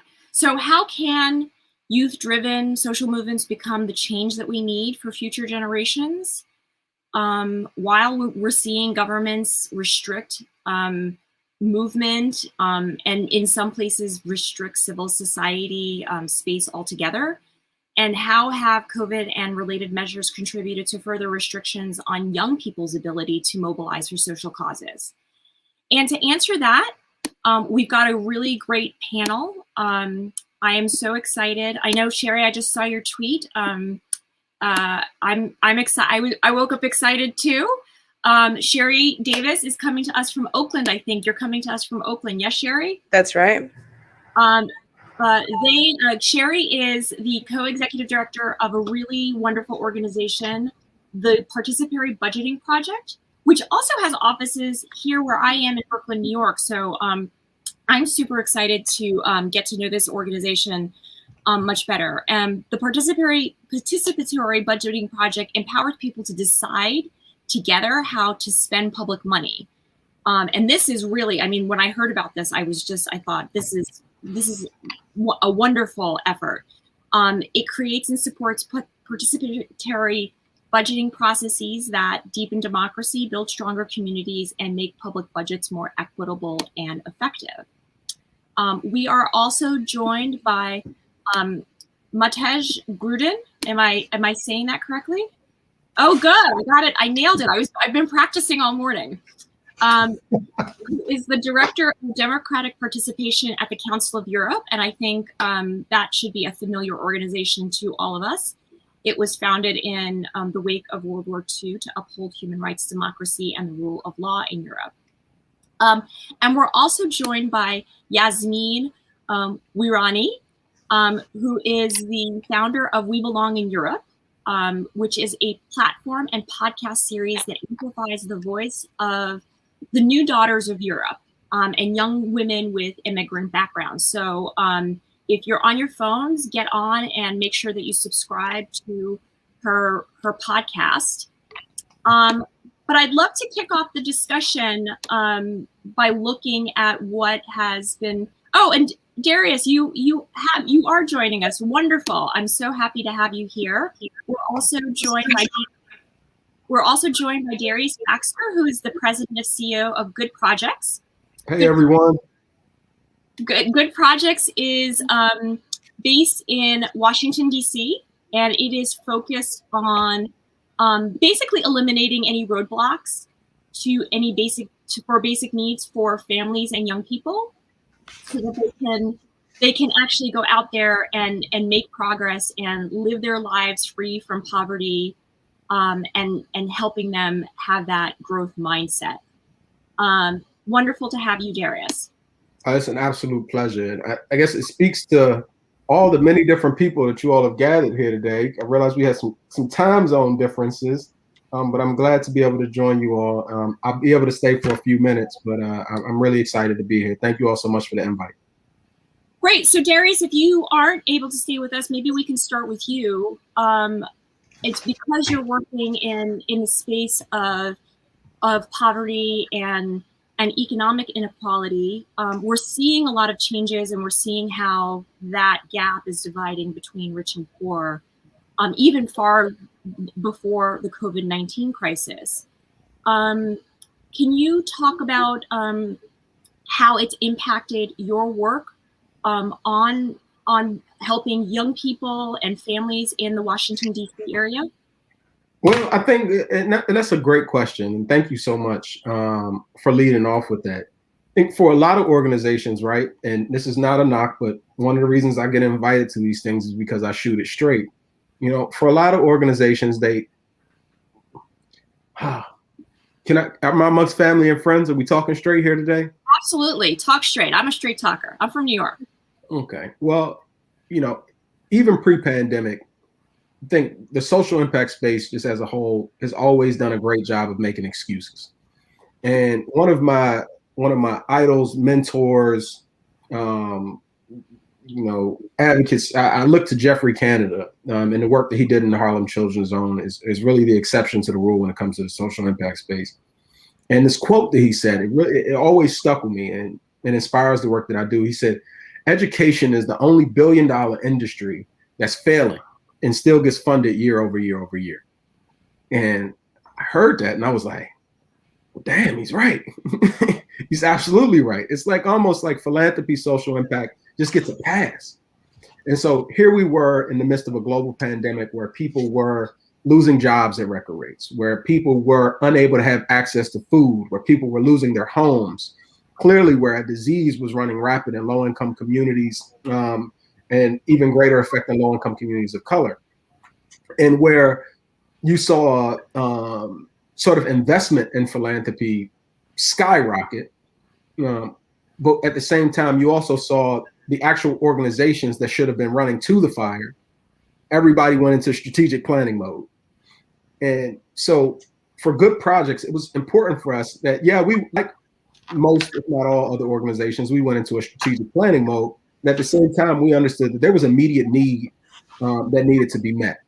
And we went above and beyond to do that. Where across the board, when I look at social impact and I look at philanthropy, I didn't necessarily see that same thing outside of, a few big 5 to 10 organizations. But now as we roll out of the pandemic, and I'll end on this point, my hope will be that all of the strategic planning that has really taken place over the last year and a half, we can start to see the benefits of it, particularly when it comes to young people and young people of color. Great. Thank you, Darius. Sherry, I want to bring you in since you work specifically on budgeting. And as we've seen, many people, budgets have been cut. A lot of cities and communities have lost tax resources. Unemployment has been very high. Your organization is very much focused on deciding how public funds are going to be spent in various communities. How has the COVID-19 pandemic impacted the work that you're doing? Well, first of all, let me just say, excited to be here. And if you see me squinting or frowning, it's because it happens to be very sunny in California at this moment in time. So it's not true. It's like a really good problem to have if I'm squinting into the camera. I'm jealous. I wish I could spread it around, y'all. But to answer your question, when we talk about budgets, especially in instances where resources are finite, when things get tough, I think that the question I heard was, how has our work been impacted? And maybe one thing to make really clear is that the Participatory Budgeting Project, we don't decide how funds are spent. We support a framework that allows people, community members, to really lean into their voice, speak forward what issues they're facing, and then actually engineer solutions that would meet their needs based on their expertise, their lived experience. So the work that we do at the Participatory Budgeting Project is really challenging the system to consider a different way of budgeting, to consider a different way of making decisions, and to really value the lived experience, expertise, and the impact of what community-driven decision-making can do to solve really complex problems. Now, in this moment of COVID, financial constriction, and budget cuts, I understand that many people can hear things like participatory budgeting and say, well, that sounds like a nice thing to do when you have a surplus of funds. But I actually think it's really important when there are finite and limited resources.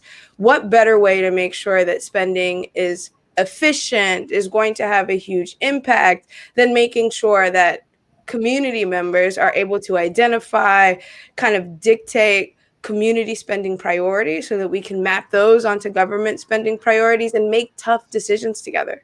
And I think that the way that our work has really changed at this moment is really around framing for root causes, really around this comment that I heard before, that like young people, community members are not future leaders, they're leaders now.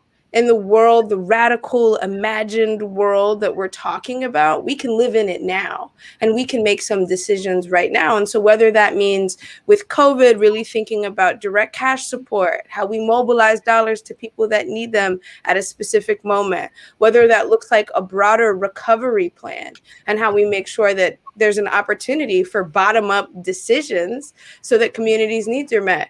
Those are some of the ways that our work is pivoting. And I'll just say that when it comes to young people, I'm seeing a lot of young people actually in school systems really consider what it looks like to be able to make some decisions, not only about what their school day looks like, but about how resources support their joy at school, their health at school, and how we can engineer, how they can engineer decisions like that. Look at Brooklyn, where you are, where there's a safe schools participatory budgeting process, where high school students are determining what they need to keep them safe. And then there's a pot of funds, over $500,000, that they decide on so that funds are spent to meet their needs in terms of safety. And so that's the kind of movement that I think we're seeing right now across the United States, but I think globally.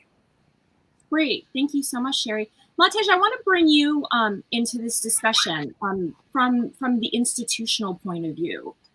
Sherry just talked about young people and decision-making. Are there working best practices on facilitating genuine youth participation in decision-making processes, especially since you've seen it from the Council of Europe perspective? Yeah, thank you very much. Thank you for having me. And I just want to say that also I am also really very, very excited to be with you. Can you hear me? I had some problems. Excellent. To be with some really exceptional people. I looked up some of the things that you're doing, and I'm really humbled, really honored to be here with you. I may be squinting as well because there is sunny also here in Eastern France, but Sherry, I tell you, it's no California, so I'm also jealous, even with sunshine. I'm coming from the Council of Europe. It's an intergovernmental organization. It's bringing back together 47 governments that agreed to a set of rules, legally binding rules, and if they do not respect them, citizens can take them to a court, which is just here across the street, and that's a great thing. Now, in order to do that, I will respond to your question, and it will not take too long. In order to do that, there are certain things that they are not allowed to do, that they should refrain from doing. Violate human rights, civic rights, political freedoms. And then there's the whole other segment that is important, and that is certain things they should do, creating conditions in which those rights that they have commit themselves to respect can be enjoyed.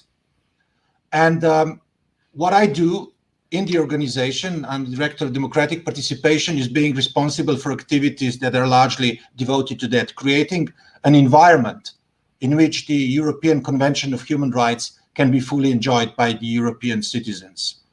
And of course, a very important part of that is the youth work and youth cooperation, our youth activities. We have 40 years of experience of a good practice, I can say, in the organization itself.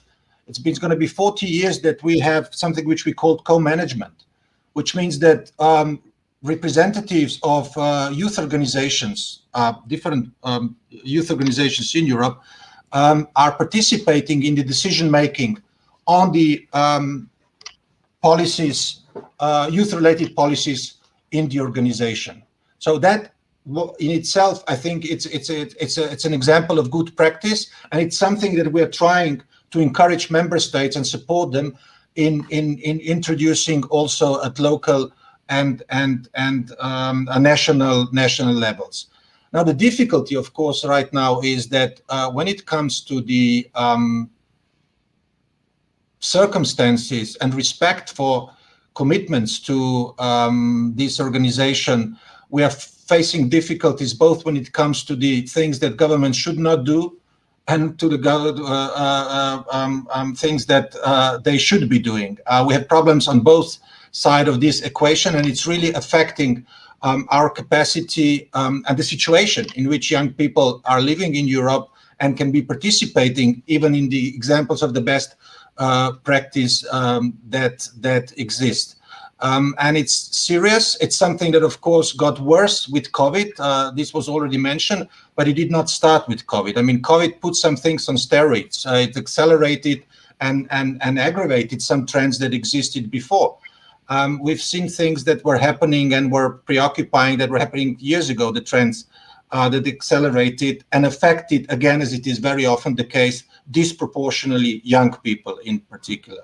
So this is a concern. What we're trying to do is to respond to that through the concrete policy measures that we recommend to our governments. We are having specific guidance that is being discussed but needs to be approved by governments that will be sent there. But as I said, it is sometimes an uphill battle because the environment in which we work here in Europe, but I think it's something that will, of course, also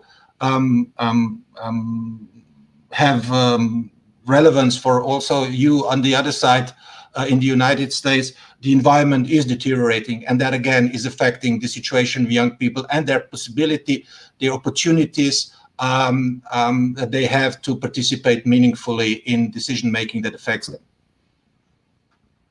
Great. And for our audience, please use the hashtag #AskYouthProgress if you want to get a question in. We don't have a whole lot of time, but I did want to pick up on something, Matej, that you said, how COVID has put the problems that had existed previously on steroids. And I think that what we've seen, whether it is in the United States or whether it is in Europe, not only is economic inequality a very big challenge, but so is racism and accepting of different communities.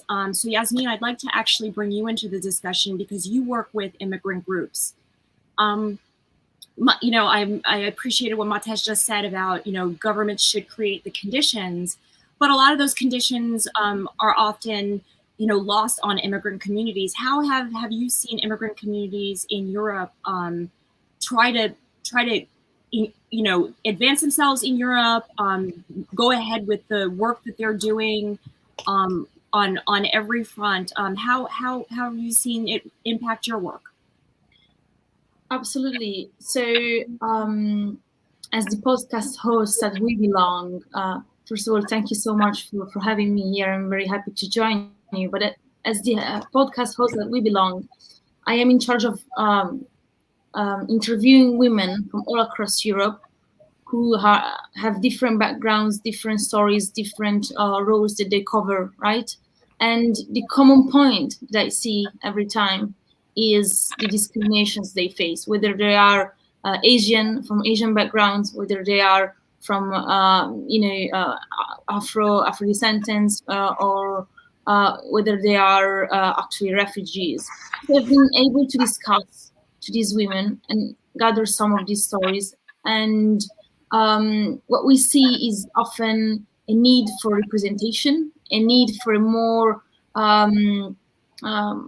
mainstream media portraying those stories. And this is why We Belong. We want to make sure that, you know, we amplify their voices, and as we call them, for us they are the new daughters of Europe, because we want to put the emphasis on the fact that we are also citizens of our respective member states in Europe, being myself Italian, I want to particularly talk about the Italian context today, because I was lucky enough to be half Italian, so to be born with an Italian citizenship.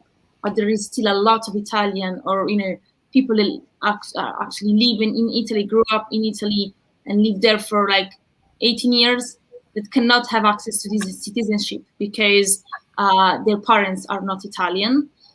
So there is a need to reform these policies, and for a long time, civil society movements have been asked to reforms in order to give more rights to these young people that actually feel Italian, but they're not enough represented or included also at the political spheres. And we see these pretty much both at the national level, but also at the regional level. I was lucky enough to work with some European institutions, mainly the European Commission, as an appointed expert. And I wish that were more opportunities of this kind given to young people.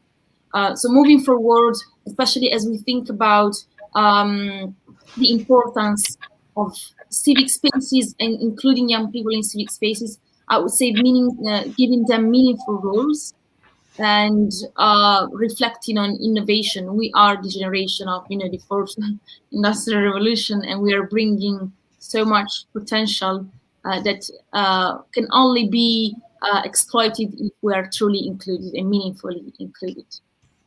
Great.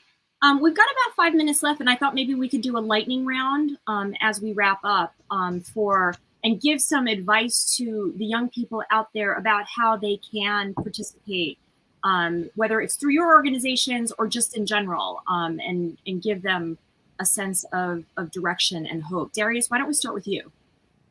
No, thank you. I've just been sitting here, and again, just blessed and honored to be on this panel. God's timing is perfect, and it's not by chance that we ended up here today. I just really want to just say this and implore to the young people that are watching now and they may watch this in the future. It's like, you have to take control of your own education. Like, we live in a time right now where,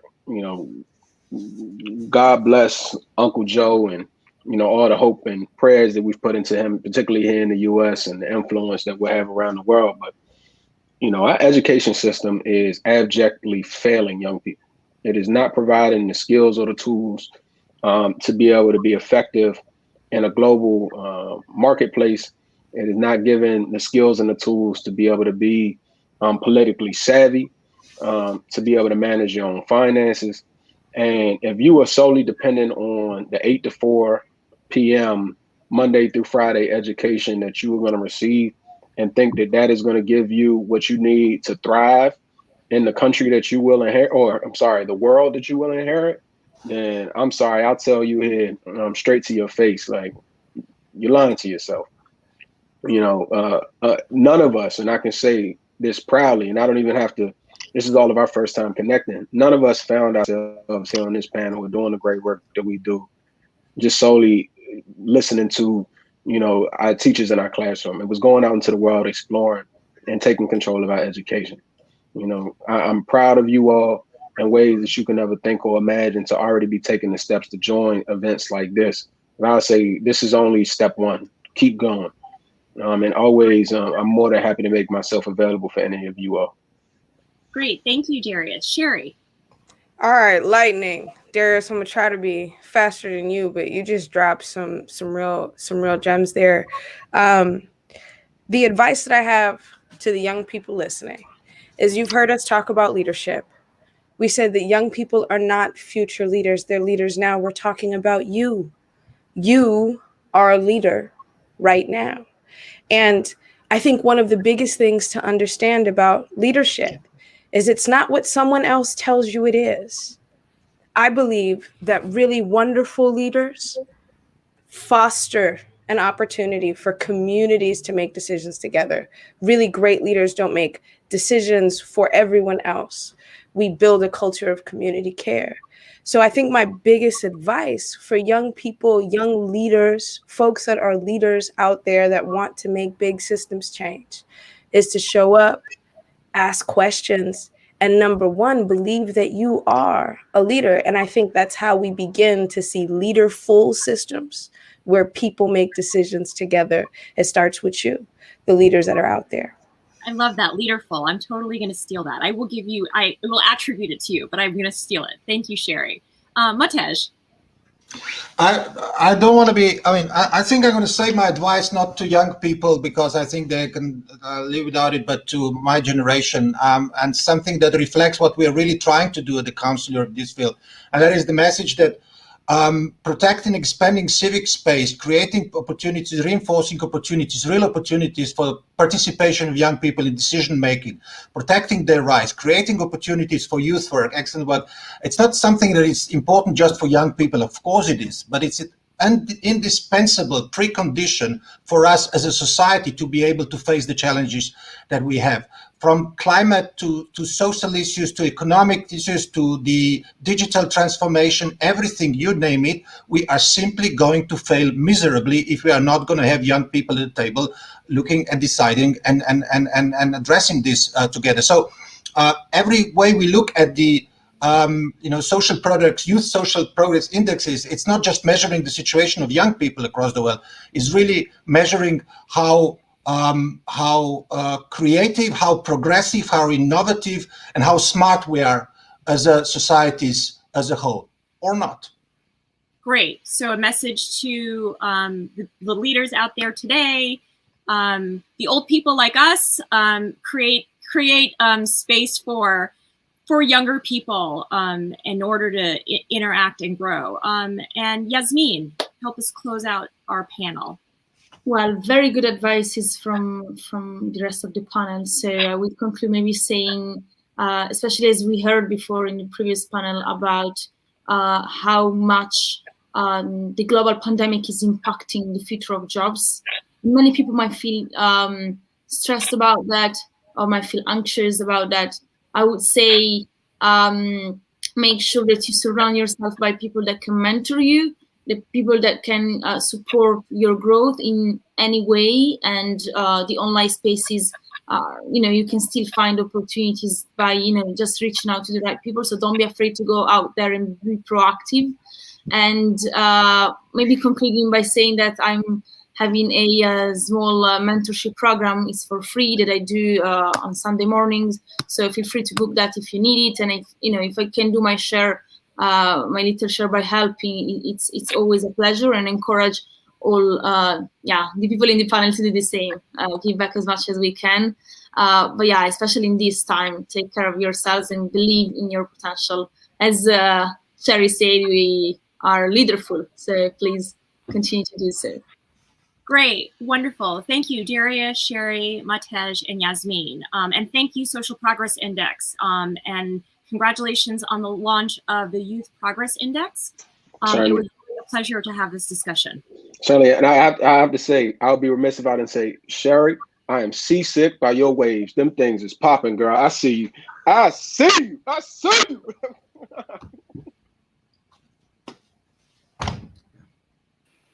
Oh, that warmed my heart. I worked hard on that. Thank you so much, y'all.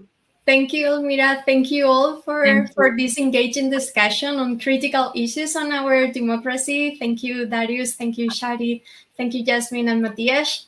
And I'm actually, during the making of this Youth Progress Index, we realized that we lack a lot of data about democracy and civic space. So this is also my call for policymakers to make more collection of gathering of this data, so that we can monitor which is the situation. Thank you again for the discussion.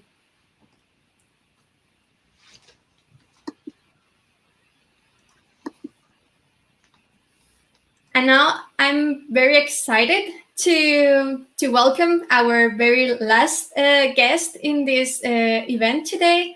This is a hip hop group based in Belgium called Fabric Collective. Hello, welcome here. Do you hear me?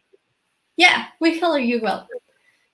So thank you for coming with us. And yeah, for sure, in this crazy pandemic, we have realized that music and art as an storytelling for social change and for social issues has become more and more important. So I would like to ask you, What do you think is the role that music and art can play and should play in social change? That's a really good question. Personally, I really believe that, well, art and of any form is actually comes from the subconscious. So it's a form of expressing whatever a person is feeling. And for example, for me personally, I've noticed that it's something I'm working on, and music is helping me a lot with it. But I can be really detached from my own emotions, and I will not be aware of my emotional state until I start making music, and I get into this zone where it's just really just flowing out of me. I'm not really consciously thinking of, yeah, this sounds good, that sounds good. It's just I create a vibe, and then I just find out whatever I'm going through, and then it becomes a song. And unfortunately, Fred isn't here because usually it's me, Mustafa, and Fred Gada together, but he's got at work. So then we'll usually have a conversation about whatever someone has created, and then it usually sparks the creativity for the both of us, and we just expand. But to get more concrete, I think that that this channeling of your emotions is very powerful and very helpful for your mental well-being. And I feel like a lot of nowadays, but maybe it's been this way for a long time, art is being viewed as a product instead of just your expression. And the fact that people view it as a product makes for the fact that people are gonna compare themselves with others, and they're gonna see that, well, this project is worth this much, or this song has X amount of streams on Spotify or whatever. But that's actually taken away from the essence of art, and that's just your expression. And nobody is better at expressing yourself than yourself, and you are not better at expressing someone else's feelings than anyone else. So I really believe that no one's better than you, and you're better than no one. And if you get in touch with yourself, and you get that internal locus of evaluation and control, then you will be able to do beautiful things. Yeah, thank you, Mustafa. Actually, you also brought one topic that is affecting young people a lot, that is mental issues. So yeah, thank you a lot for sharing this reflection with us. And now I have a question for you as well. Would you like to perform for us? Yeah, of course. I have a song ready that's actually about not projecting the past on the future, and you try to be in the now so you can adapt and just be in the moment and enjoy yourself. Great, thank you. So the floor is yours. Thank you.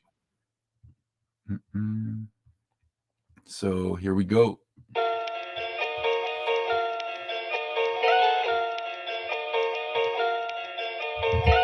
Yeah. Check it. Yeah. Check it. Welcome to the nest, by the way. I don't really think you can help yourself. By dwelling on the past, you might lose your health. You can blame it all on yourself, but I don't really think that helps. No. You can blame it all on yourself, but I don't really think it'll help. I don't really think you can help yourself. By dwelling on the past, you might lose your health. You can blame it all on yourself, but I don't really think that helps. No. You can blame it all on yourself, but I don't really think it'll help. If I were still projecting the past on the future, wouldn't be spitting these bars. I'd still be a hooper who knew I would ever maneuver, racing through them tracks like Hamilton Lewis. Thought that I was going fast, but I was actually moving clueless. Thought I was on the right road cause I was cruising with a certain type of smoothness, but the truth was ruthless. Oh my goodness, blood, sweat, and tears been oh so fruitless. Got shook by the man in the mirror like, who this? Who this? Who this? Who this? Who this? Had to face the fact I was being my own goddamn Judas. Ludicrously reminisce about where I came from, where I is. Counting blessings, had to make a list. Cause only I could be the catalyst. Only I choose the way I live. Calculating the concept of happiness. But the truth is, if you get me in it now, you never know what that really is. I don't really think you can help yourself. By dwelling on the past, you might lose your health. You can blame it all on yourself, but I don't really think that helps. No, no, no. You can blame it all on yourself, but I don't really think it'll help. I don't really think you can help yourself. By dwelling on the past, you might lose your health. You can blame it all on yourself, but I don't really think that helps. No, no, no. You can blame it all on yourself, but I don't really think it'll help. Now used to live in denial. Live for tomorrow, no, I cannot Borrow no time. All got the 24/7. Just like a dreams, I'm Revving, I'm prepping. I had to learn to love and love to live and love to give, to receive them chips. So I learned how to put my goddamn all in there. And I believe in this. Been living in the day, been living in the night. That's the reason why I'm sleep deprived. I ain't counting sheep, I just count my losses. Living in and out like the time is lost.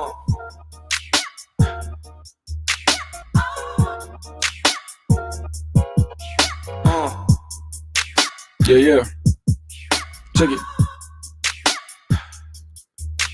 Just know that you ain't stepping if you choose to be regretting. Instead of keeping your head up, just wake up and you might learn. I don't really think you can help yourself. By dwelling on the past, you might lose your health. You can blame it all on yourself, but I don't really think that helps. No, no, no. You can blame it all on yourself, but I don't really think it'll help. I don't really think you can help yourself. By dwelling on the past, you might lose your health. You can blame it all on yourself, but I don't really think that helps. No, no, no. You can blame it all on yourself, but I don't really think it'll help. Nah, I don't think that helps. Nah, that's not the way to fix yourself. Hey, that was it. That song was called by Favorite Collective. It's unreleased, actually. Thank you a lot for this performance. And actually, with this amazing performance by Fabric Collective, we are done with our program today. So thank you a lot. I would like to say a big thank you to everybody from my side and from the side of the European Youth Forum for engaging with us in this panel today, in this event, both as a speaker and from the audience. And now I must say that we were listening carefully to all our speakers, and we were listening particularly to the commitment that they were making to youth rights. And for sure, we will make sure that we have a follow-up on them. I would like to invite you all now to go check our Youth Progress Index and the Youth Progress Report of 2021. That is available as of now at taping youthprogressindex.org. So there you will find all the results. I'm sure you will have a very enjoyable time playing with the data and also discovering the different indicators of the Youth Progress Index. And for sure, don't forget to use them in advocating for youth rights. Thank you a lot for this, and see you next time.